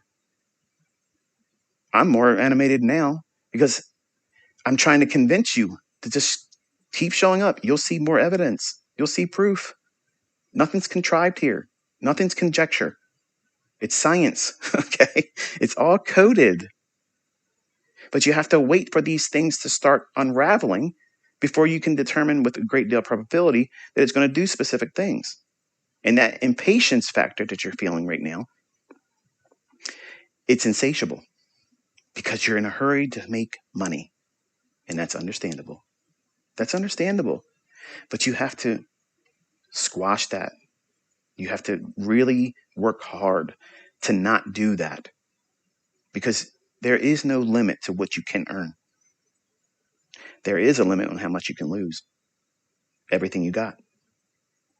And you're in a hurry to push that, try to over leverage that, whatever that amount is, whatever the amount of the funded account you're going to try to acquire, whatever the amount of money you're going to open up your account with, and trade prematurely through ignorance. And it will be debilitating emotionally and psychologically if you do that. You won't want to come back to these live sessions because you're going to be toxic. You're going to be thinking about everything I say, and you're going to be critical about it because you want to find something so you can feel justified that it was me, not you, that caused you to lose your money when it was me all this time telling you don't trade with real money. And you're going to learn how to trade. You'll be able to read these candlesticks before they print, but you can't do it when you're worrying about the outcome of your trade, following what I'm talking about in these live streams, if they're going to be profitable or not. And if you made money this morning based on what I said, you did not learn anything. You have done the worst disservice to yourself by doing that. Because you are taking this experience and weighing it in the term of, I made money. This is how much drawdown I had. I feel good. I feel confident. And you think that that's the empowerment that you need when I'm telling you it's not. That is not the way to do this. You have to be indifferent, completely detached from the outcome being monetarily rewarding or painfully by way of a loss. That's the only way you can ferret out the thing that you're looking for because it won't be inspired by money. The candlesticks are going to repeat. They're going to keep doing the same things I'm telling you they're going to do. Okay, that's going to happen. All year long, it's going to do the same thing. But you're not going to appreciate or get the benefit of knowing the best approach for you as the trader using this content because breakers are not going to be for everybody. A fair value gap is not going to be for everybody. I'm a realist. I know that. But I'm trying to be a voice of reason so you can do this the right way and not waste your time. It's not wasting time studying. It's never, never a waste of time. The surgeons that did surgery on you or your loved ones, you think they just watched a video, a 5-minute trainer on brain surgery, and they're going to remove your loved one's brain tumor and you're going to trust that? They deserve their annual salary because they watched a 5-minute trainer? Come on, man. Come on. At some time, some point, you're going to have to say, you know what? This really does require a little bit more knowledge, patience, and I have to be highly organized. I can't be in here just rolling the dice. And I tweeted the other day, I said, many of you that rush out to try to trade with real money, this is the part where most people drop off the videos. They don't want to listen to this stuff, but that's the reason why they never make it. These are the things you're going to be thinking about, or the equivalent that is pertinent to your personal life. But if you are in a rush to trade your live money accounts or your funded accounts, and you're impulsively in here just trying to push a button because you think you might see something here, you wanted to go 5 handles, you wanted to go 20 handles, but you know what? Subconsciously, you're thinking, if I could just get $200 out of this trade, I'm just going to collapse it right there. But what happens is you get into it, and it might move in your favor a little bit. And instead of getting out that little stupid trade target you had, which makes no sense for having taken it anyway, it moves just a little bit more, and then you fall in love with it. And then it reverses and takes you out. Or you don't have a stop loss, and you just let it rip against you. And then you feel regret because you then remember that there was no reason for you to push that button to get in that trade, but you needed something to distract you from the painful existence you have right now, living a mundane life. I was like that too. Nobody ever becomes consistently profitable independently wealthy and living off their trading by doing that kind of stuff. That never, ever, ever leads to consistency. It never does. The only thing consistent is you lose consistently and you regret. Instead of sitting back, observing, doing these laboratory experiments each day, understanding that the outcome will be that you will know what you're looking for in price. 40, 29, 50. You were told that earlier in the session, and they delivered it. The buy side liquidity pool, we watched that. I mentioned that we would likely draw up there. Even if it was to go where? Go back and watch the beginning of the stream. Go lower. It's beneficial for it to go up this buy side liquidity. Why? Because buy stocks would be accumulated as shorts by smart money. And they would do what? Let it ride. It's not they're selling. It's not short sellers pressuring the market to go down to that level that nobody else has been talking about, 40, 29, 50. 40 to 29.50 is where the algorithm is going to refer back to. And it doesn't matter how many contracts are being sold short or how many are being bought long, it's going to print and book that price. And you watched it happen today. There was no trend lines required, no moving averages, nothing harmonic. It was just simply algorithmic principles and theory in play over real-time price action. I walked through the filtering process using other market instruments to justify or negate an idea. Things that we were looking for, if they fail, the contrary is what's true. And you ferret out your trading by doing that. The skeptic in the audience, and I have them, they'll come in, they'll listen to this, and they'll go through and they'll cherry pick things where we were watching something, making an observation about something. And they'll say, look at this right here. He said this is going to happen. And it didn't happen. Right. That's information. That gives you a point of measurement. Is this move sustainable? Because if this doesn't fulfill, or if it does fulfill, for instance, the 40, 49 level, I said as long as we're below that, 40, 29, 50 is being booked.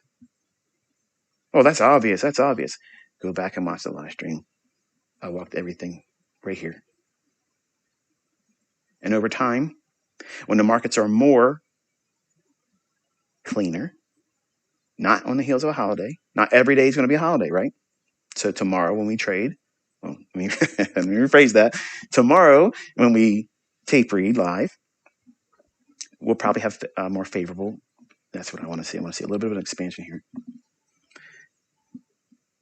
The fact that we have the Dow off of its lows, let me show you real quick.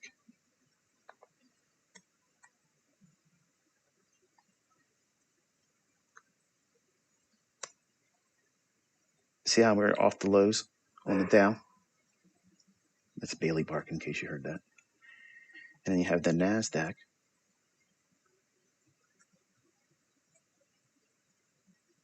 Real close to its lows. And then ES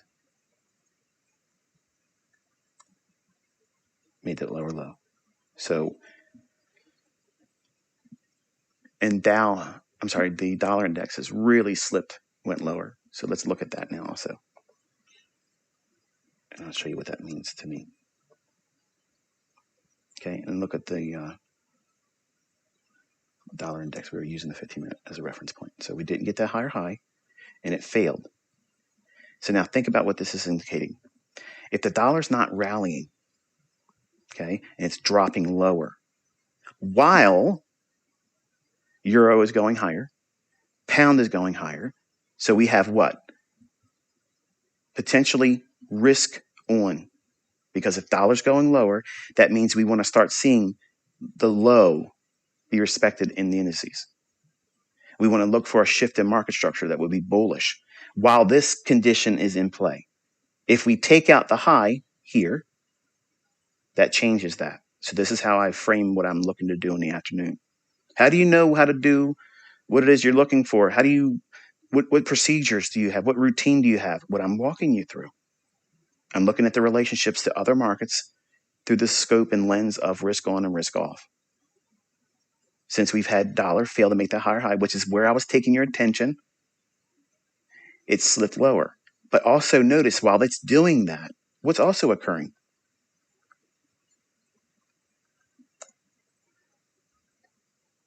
ES is going lower. but it went down to a higher time frame pool of liquidity down here. So if the dollar was to continuously drop and stay soft, go lower, remain heavy, in other words, heavy means it's likely to be more likely to continue going lower. We're watching and observing, and you should be watching that throughout today with the dollar index, and the symbol is DXY. If that occurs, and that's the case, we're constantly monitoring the averages of the ES, the NASDAQ, and the Dow. If at any time intraday there's a shift in market structure that's bullish, that might be a catalyst for this to have a deeper retracement intraday. But if the dollar index remains consolidated inside of its low formed,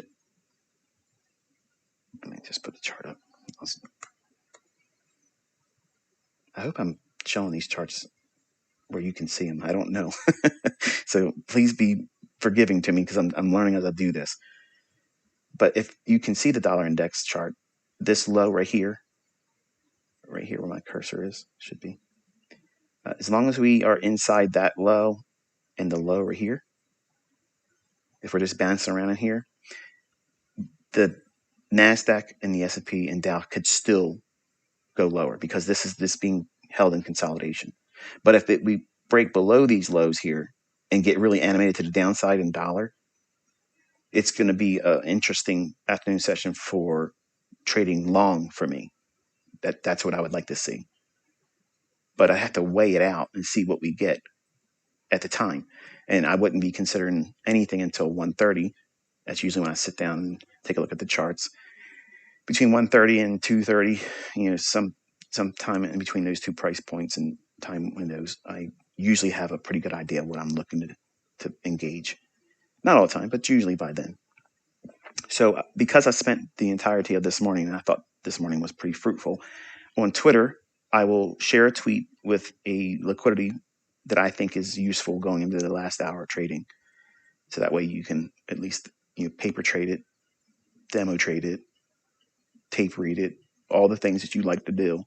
You can use that information there and get whatever information you get from it. Don't live trade it, please, because I don't like it.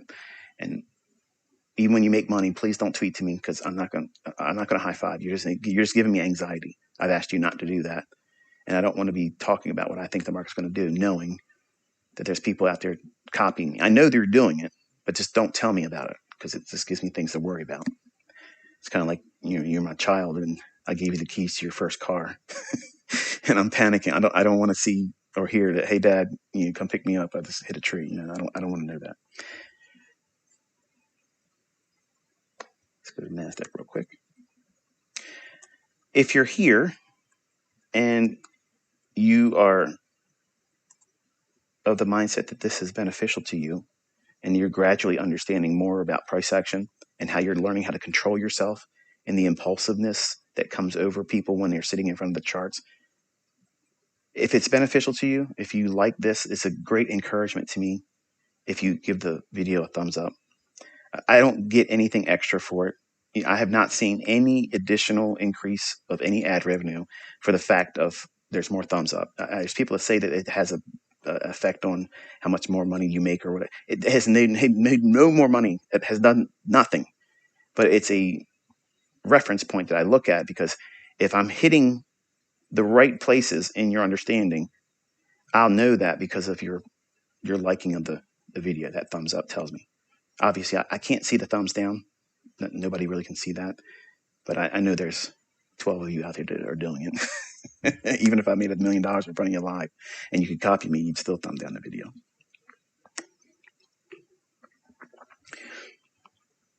I know there's some of you that appreciate this, but I'm hoping over time throughout the course of this year that thumbs up will become much more prominent because more of you will have gained the understanding that you don't really appreciate yet. But by watching price action every day, reading it, you'll know what it is that you're looking for. That you don't know it now. You don't know what you're looking for. You don't know what your setup's going to be. You don't know how to adapt. You might go into the marketplace looking for a particular scenario. And then the price delivers in a way where it completely negates that whole idea. What are you going to do as the trader at that time? Are you going to lose your mind and say, that's it, I can't trade anymore, stuff doesn't work? Or are you going to say, oh, let me reevaluate and see what's going on? Okay, now I can clearly see what I was expecting initially. That is not in alignment with what the market's doing right now. So I have to adapt, or sit on your hands and have no regret or impatience by doing it. That's maturity. 90% of you don't have that yet. You don't have that yet. And it's not a knock against you. I didn't have it either. It had to be forged over losing real money. And then learning that, hey, I have to slow down and let myself learn, give myself permission and time to learn. But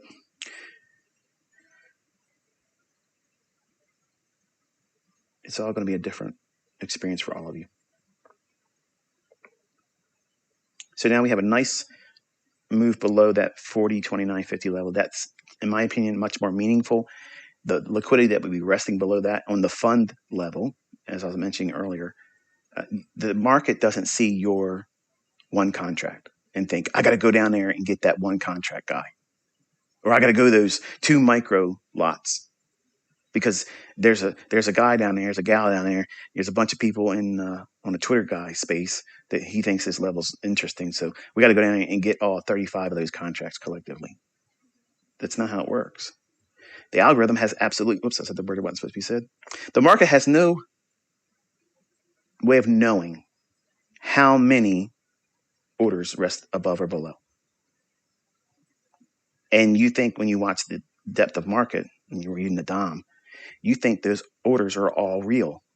There's a lot of spoofing that goes on there. You don't know what that is.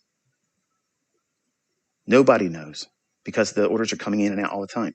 They're being placed and then pulled and placed and then pulled. The algorithm doesn't need to know how many there is.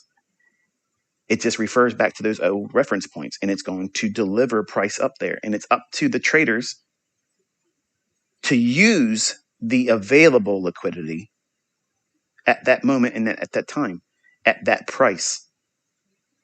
They, the collective smart money, they may not efficiently engage it. They're out, they're not looking at the market at the time. They're slow. They're human. They may go to the restroom. They may not be able to capitalize and use that liquidity as counterparty. The market's still going to go where it's going to go after that. It has nothing to do with buying and selling pressure. It's just like Pac-Man. Pac-Man can only go as far as that maze will allow it, and it's going to go and collect the dots. And the whole time you're going around trying to collect that dot, you have the ghosts, which is intraday volatility. The retracements that you don't expect around the corner, you're going to get you. Sometimes you might get lucky and you get a power dot where it runs up there, you get invincible for a little while. That means it's running in your favor. But that doesn't last forever. You start blinking, just like the Pac-Man will. And that's your warning sign. When you get that gorilla, you're beating your chest, you can't do anything wrong. You're going to make so much more money. You're going to be on the top of the FTMO board. You're going to be at the highest social equity curve across all the Twitter and Instagram. You're going to be the leader of the pack. When that feeling of invincibility comes over you, you're really technically blinking as a trader, like Pac-Man. You're about to lose your invincibility. And invariably, that's usually when the ghosts are on all around you, and you're crushed.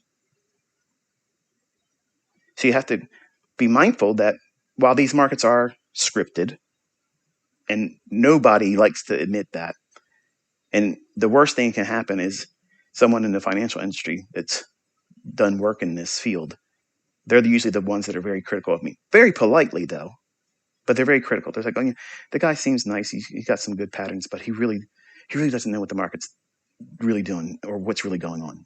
That's bullshit. The fact that I'm able to tell you what is going to happen beforehand and understand what this algorithm is going to do, that negates everything that you've been indoctrinated with.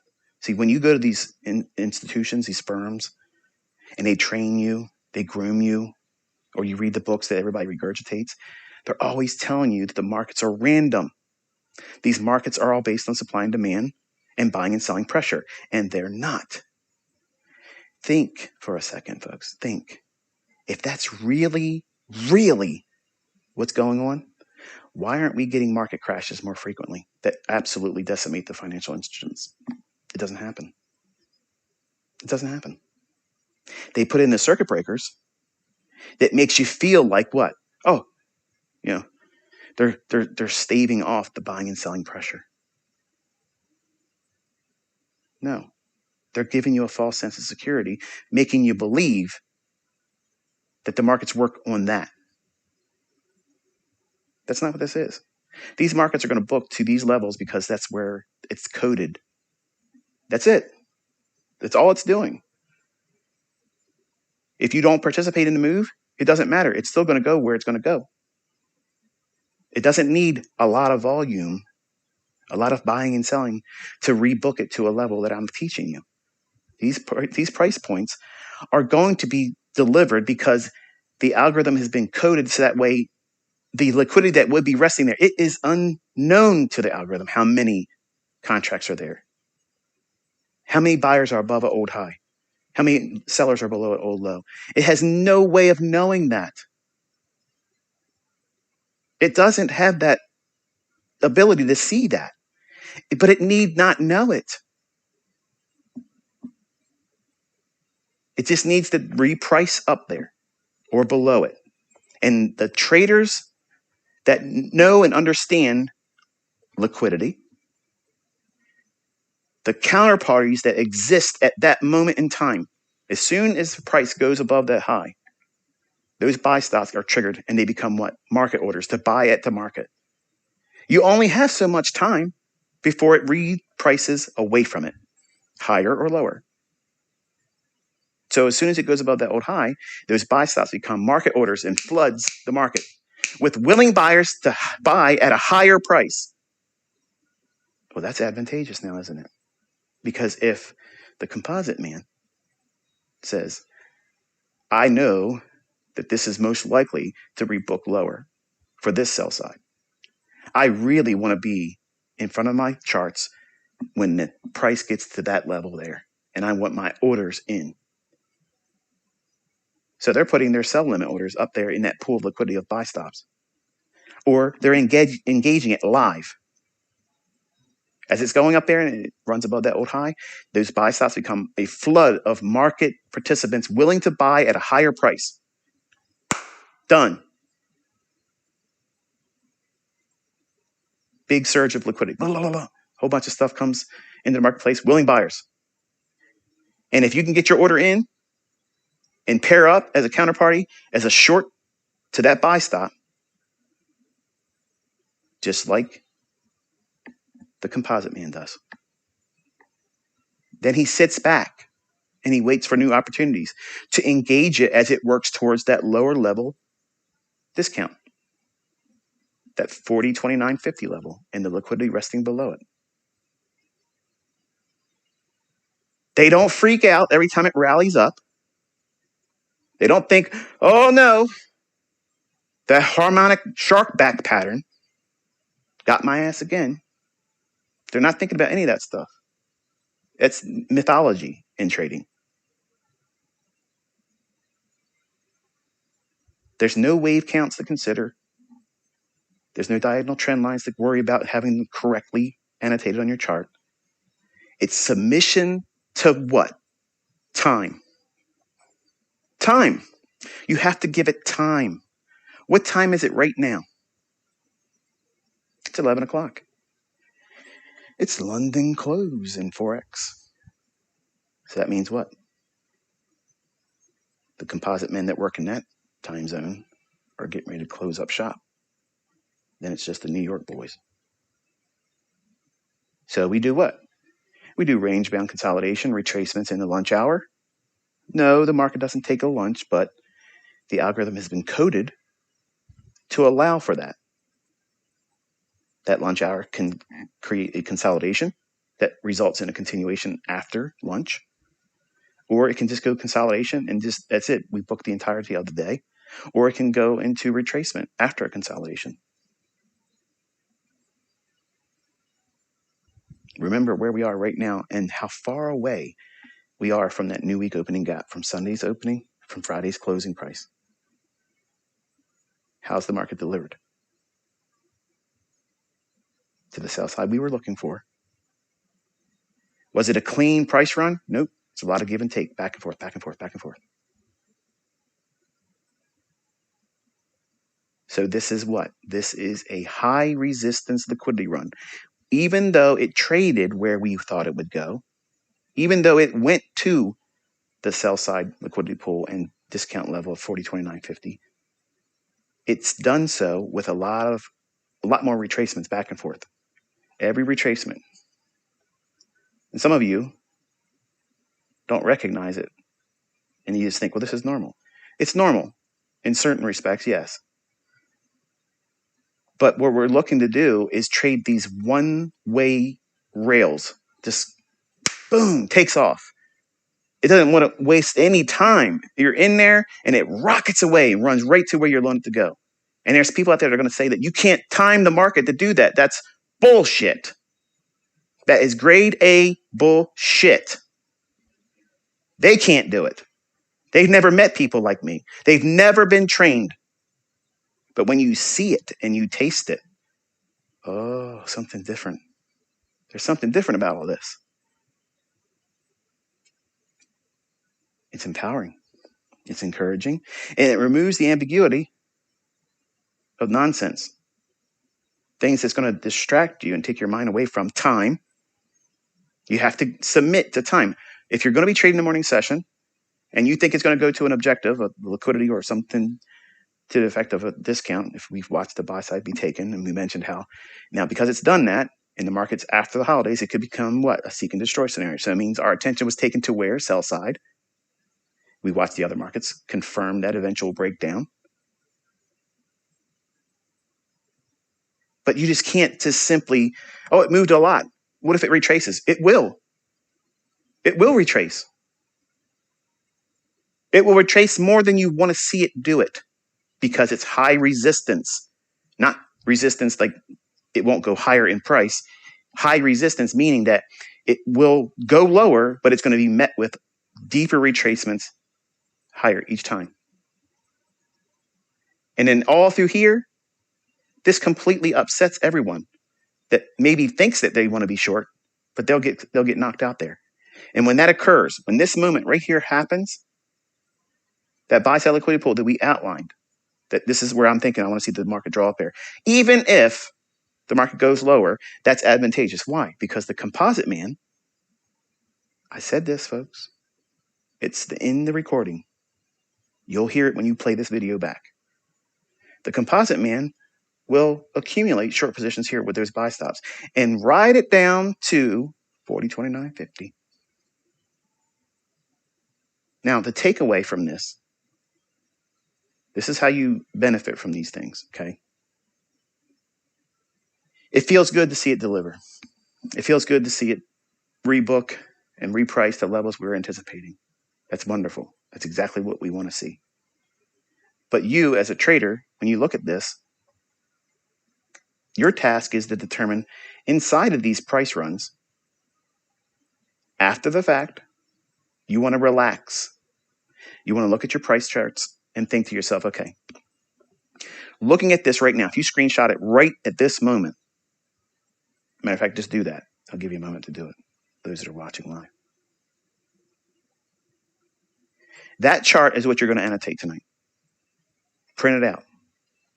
Oh, but it's going to be a lot of ink. I don't care. This one specifically, I want you to print it out. And all the empty spaces over here to the right, over here to the left, and up in here. You want to fill that in with your observations from today. At the moments that you heard me talk about certain things, and you want to do that by watching the video again. But that's another hour and a half or so. So what? You don't want to invest an hour and a half more to understand how to do this when I no longer am going to do it with you? But you'll go out and work 40 hours making next to nothing and let someone else tell you when you can take a vacation and prostitute your time for whatever they're willing to pay you. You're willing to do that, but you are not willing to do the work that's required here, which is what I'm telling you is going to require for you to be able to do this independently without me. This ain't a perpetual hand-holding session. You want to take advantage of it. Look at this delivery today. Observe what you see in hindsight. Go through the chart, annotate what you see. Then go back and listen to it again and pause when you hear me refer to things. And if I talk about another chart or if another market, for a certain time frame, go back and look at those instances as well at that time. And then annotate what you see in that chart, in this chart here. The dollar index was failing to make the higher high right here. What does that mean? Look at this chart. What pattern exists at that time? What thing that I did, what PD array, what instrument of engaging price as an entry, which one is at that moment occurring? And when you're done, the ones that make the most sense to you, consider that going forward. The one that makes the most sense to you, that you can see easily. It doesn't feel like it's a stretch to trust it. It's there for all of you. In this market delivery today, it's there. But for me, as an educator, trying to press all of you into a mold, it's only this way.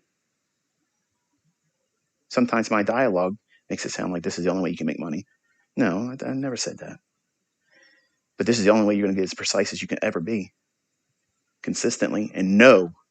The next best thing to absolutely knowing the future, and it's going to absolutely deliver perfectly every time, there's nothing closer to this. You're not going to get any closer than this unless you know. And you're not going to rub elbows with people that know like that more than you're doing right now. And it will repeat every day. It'll happen.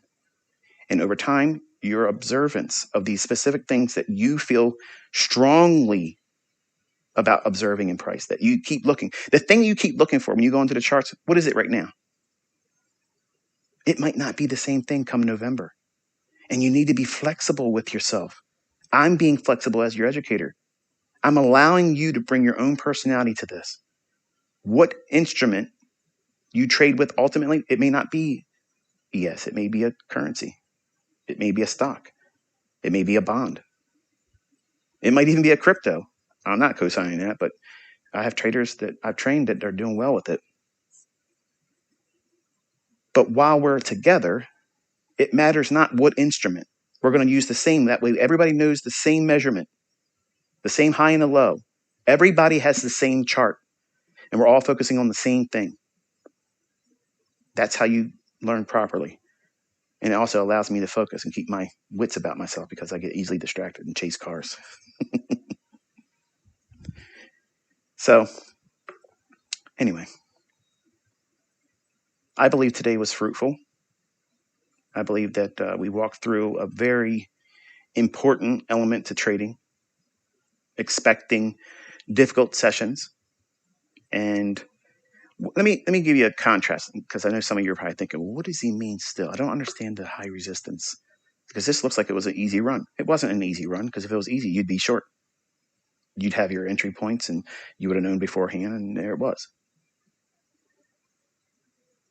What makes it high resistance is the fact that we had so many after the buy side liquidity taken here. Your chart should have this level here and this level here. Those are the two buy and sell envelopes in price. The algorithm goes higher up here to do what? Allow all the buy stops that were resting above these highs here to become market orders to buy at the market, which is what exactly I'm training you to look for. These are the easiest points of reference. If you're bearish, you want to go short in that. It feels scary, I know. If you're long, you want to be selling to those buy stops right when it trades into it, which is how I teach my 2022 model. You're engaging price to deliver and throw out your sell orders to willing buyers at a higher price. You're tossing it like horseshoes. You ever play the game Horseshoes? You're tossing your orders to exit in this area. The pole that you're throwing that horseshoe at is here. So when it drives up into that, whether it's a limit order that's waiting to be filled, or if you're going to market it, it's a manual exit. Either way, the mechanism is still the same. You're trying to get close to that old high back here. There's nothing wrong with getting out of it a little bit before it. I do a lot of times. Do just that very thing, because I have been doing this long enough to know that, because I'm so obsessive about being perfect, the way I combat that, because sometimes, and you watched this a week ago, where my limit order was the actual high tick, and it never allowed for the bid and ask difference to fill it. And it came back and rolled on the one contract I had remaining left and stopped me out, which was fine. There's no big deal. It wasn't a loss. It still was a profitable endeavor, but it still communicates what? You have to balance your expectations in terms of precision and be practical with it too. So is it wrong for you to want to close a long position before it hits this area here? No, there's absolutely nothing wrong with it. If it's above your entry point and you're long and you're exiting, whether it be a partial or your whole profit, who's going to tell you did it wrong? You made money. You have more than you had before you started. And someone's going to tell you did it wrong? No. Wrong would be letting it go to a stop out where it was a loss. That's how it's wrong. Wrong is not paying a partial, because they win every time. Every time they win. Real quick, dollar index is still inside its range. It's pulling back up into the midpoint of its consolidation. Let me draw up the chart real quick.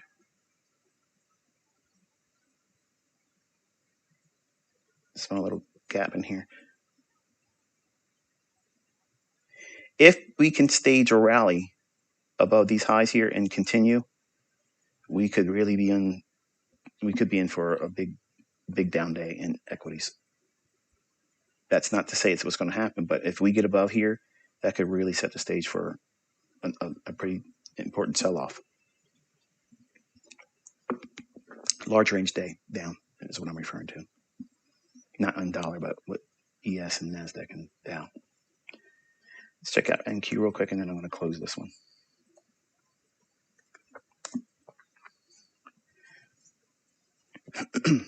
All right, so earlier today, I mentioned how the NASDAQ had yet to make its lower low in concert with the S&P and with that of the Dow.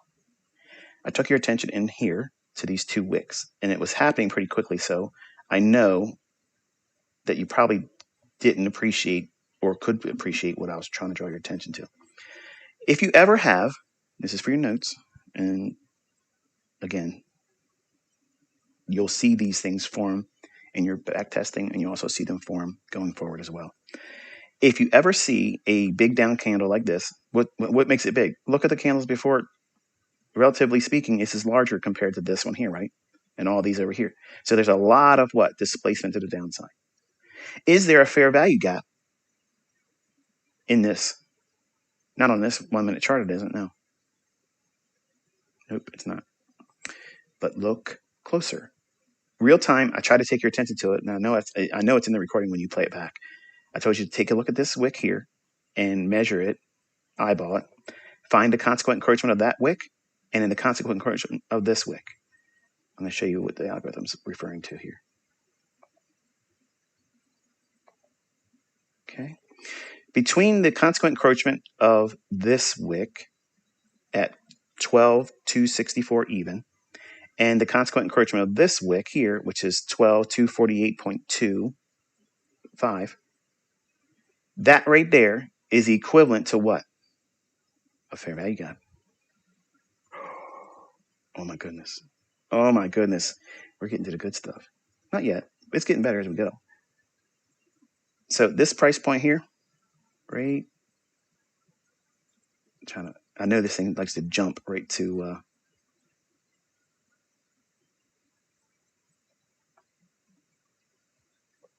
I'll draw it away from it. We'll get close to it that way. Okay, and then this one has to be on 258.25. Right there. So right there is equivalent to a fair value gap. Now you don't see it. You don't see that in the charts. And when I talk about things that are not in the chart, this is one of those things that that signature is referring to. What can the wicks do? Color outside the line. That's where the damage is done. Outside of this implied fair value gap, because that's what this is, making sure it's in your notes, label as such. We don't have a separation because if you look at, I'm going to extend this over so you can see there is no distinction between this candle's low and this candle's high and only having this candle's range noted like a typical fair value gap would show. Both of these wicks overlap each other and offer no gap on this one down closed candle. But because we have two long wicks, this here on this candle, and then we have a long wick or tail on this candle here, you split that in half on both of them. And you use both consequent encroachment. Now, imagine me trying to teach this tonight. Okay. Say you didn't watch me refer to it live. I never mentioned it, never drew your attention to it live. And I opened the comment section up. I guarantee you, I'd put $10,000 on it. I'd probably have 50 people say, this is cherry picked. This is all conjecture. Nobody would have been, you couldn't have said that was going to happen because you never saw it in a book. Nobody's ever talked about it. But I took your attention to it live as it was happening. Now, with the benefit of knowing what it is that you're supposed to see in it, look real close. What do you see? Isn't this just like a fair value gap? You might get a little bit of a mohawk above it, okay, because you want seamless price delivery. Where does it really go to, the order block? What's the opening on that? 12, 268.5. What's the high on that candle? 12, 268.75. One tick into it, this order block. Then the bodies are what? Where are the bodies forming? You want to know what I'm looking at when I'm reading price, when I'm looking at fair value gaps, institutional order flow, entry drills and things? The benefit of knowing where the bodies stop. Ready? Midpoint is here. Did the bodies even reach and touch the consequent encroachment of this implied fair value gap? No. So it's doing what? The bodies are telling you the story. The wicks are the damage. Okay, it's always going to go outside the lines. But the bodies of these candles are telling you and indicating that it can't even close or open on a new candle at the midpoint, which is consequent encroachment of a imbalance. Even though this doesn't look like it's an imbalance, I'm teaching you what the algorithm is seeing at that moment. What levels is it going to refer to? The midpoint. But if it's saying, no, I'm not going to rebook there, the composite man sees that as a signature to say, okay, we are decidedly weak. Now aim for sell side. Because even though the wicks went up there, retail sees this stuff while it was a bold-faced candle bullish, they're going to trust it's going to go higher. Go back and listen to the recording at this time right here. I said, this is where you want to see NASDAQ come up here. Watch these two wicks build, the consequent encroachment of both those wicks. Watch that because it's going to want to do what? Catch up with the lower low that was formed in ES and a lower low in Dow. So your setup would be where? Even though we're not trading NQ, I said, this is how you would use this and study this one. And it did exactly what we said we were going to see, lower prices. But the fact that the bodies were unable to book at consequent encroachment, which is the midpoint of that range, that was the signature that you're not seeing in books. Elliott has no idea of it. Gann has no idea. Wyckoff had never heard of it. Supply and demand, no, nothing, none of that stuff. The fact that it failed to get to that level when it's likely to go for sell side below this low here and make a lower low, when everything else in the market was indicating it should do it anyway, your eye goes right there like I'm teaching you like mine does. It should have what? It should have went up higher. And if it did, then I would have to wait for another subsequent fair value gap to indicate what I'm showing you here. The fact that it can't reach up to a level that it should reach, which is midpoint, it's showing you it's exceedingly weak. Even though the wicks did this, I am not tripped up by the wicks. You're going to hear that all year long. The wicks are going to distract you. They write books about those things. This is a doji. Look at this here. Look at this length of this doji versus this length. That's all conjecture. The markets are not booking on the length of these wicks. Consequent encroachment, or 1/4 of that wick, it is. The equivalent of this not reaching the midpoint and indicating to us as traders that it's decidedly weak is indicated in the same way we looked at with the dollar index.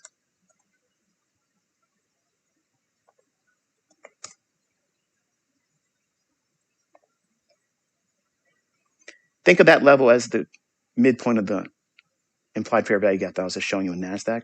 Conceptually, just think of it as the same thing. Like this is what it would be. And it went up real close to it, didn't it? But then it stopped.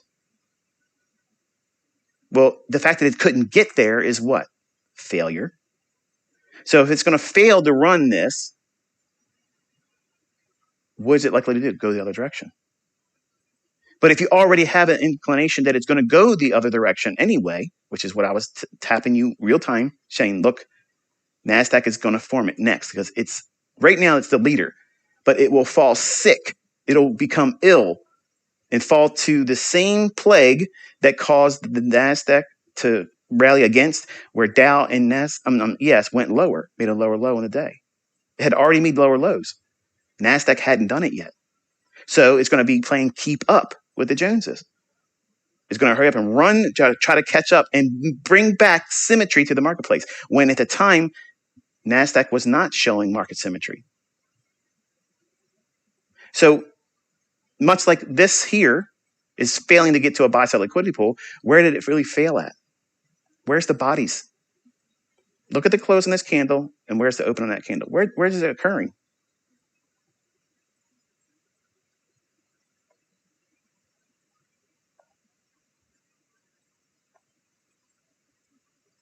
Consequent encroachment.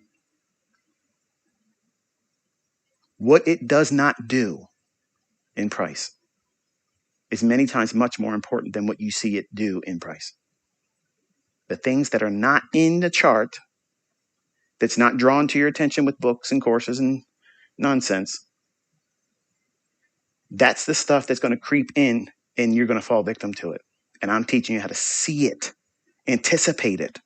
And when it forms, it gives you greater insight about where the price is going to be delivered later on. You're predicting the future with things that you can't find in books. That should get you jacked up. You should be all vibrating right now, because this is stuff you ain't supposed to know. You ain't supposed to know this. And it happens every day. And now you know what it looks like. You can go back to your charts and your jaw's going to drop. It's been there all this time. And no one's ever told you. It's fun. It's fun, isn't it? So anyway, let's take a real quick look of Dow. You guys created a monster with me now. I didn't want to do these live streams. Now I don't want to stop them. Don't stop them, ICT. We don't want to see you stop. So here's the Dow. So again, much like I was mentioning earlier, it's a high resistance liquidity run. Yes, it will go to our objectives. Yes, it'll get down there lower. But look at the retracements that come back. When you have a high resistance liquidity run, write this in your notes. High resistance liquidity runs will see and have more likelihood of short-term stops being rated.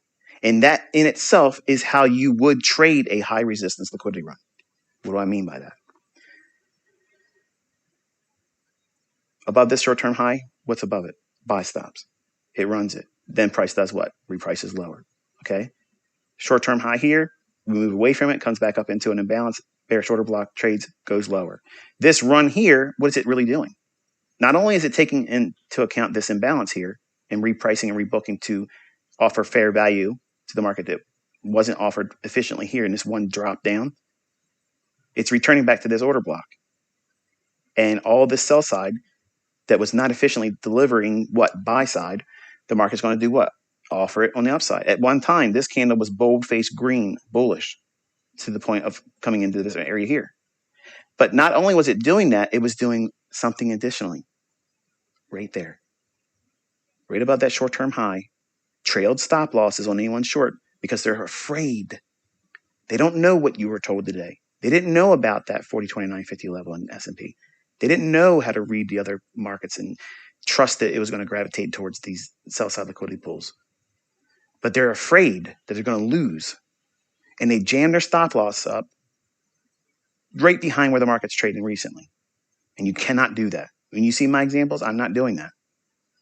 I'm partialing out to teach you how to compensate for the fear of not doing that. You're trying to avoid losing. That's what you're trying to do when you first start trading. But you have to welcome losing before you learn how to trade, because that's where the real learning. You're going to see where you're going to make the mistakes. If you do this the right way, you will see where your problem areas are. You're impatient. You're impulsive. You're a gambler. You chase. You're too slow to act.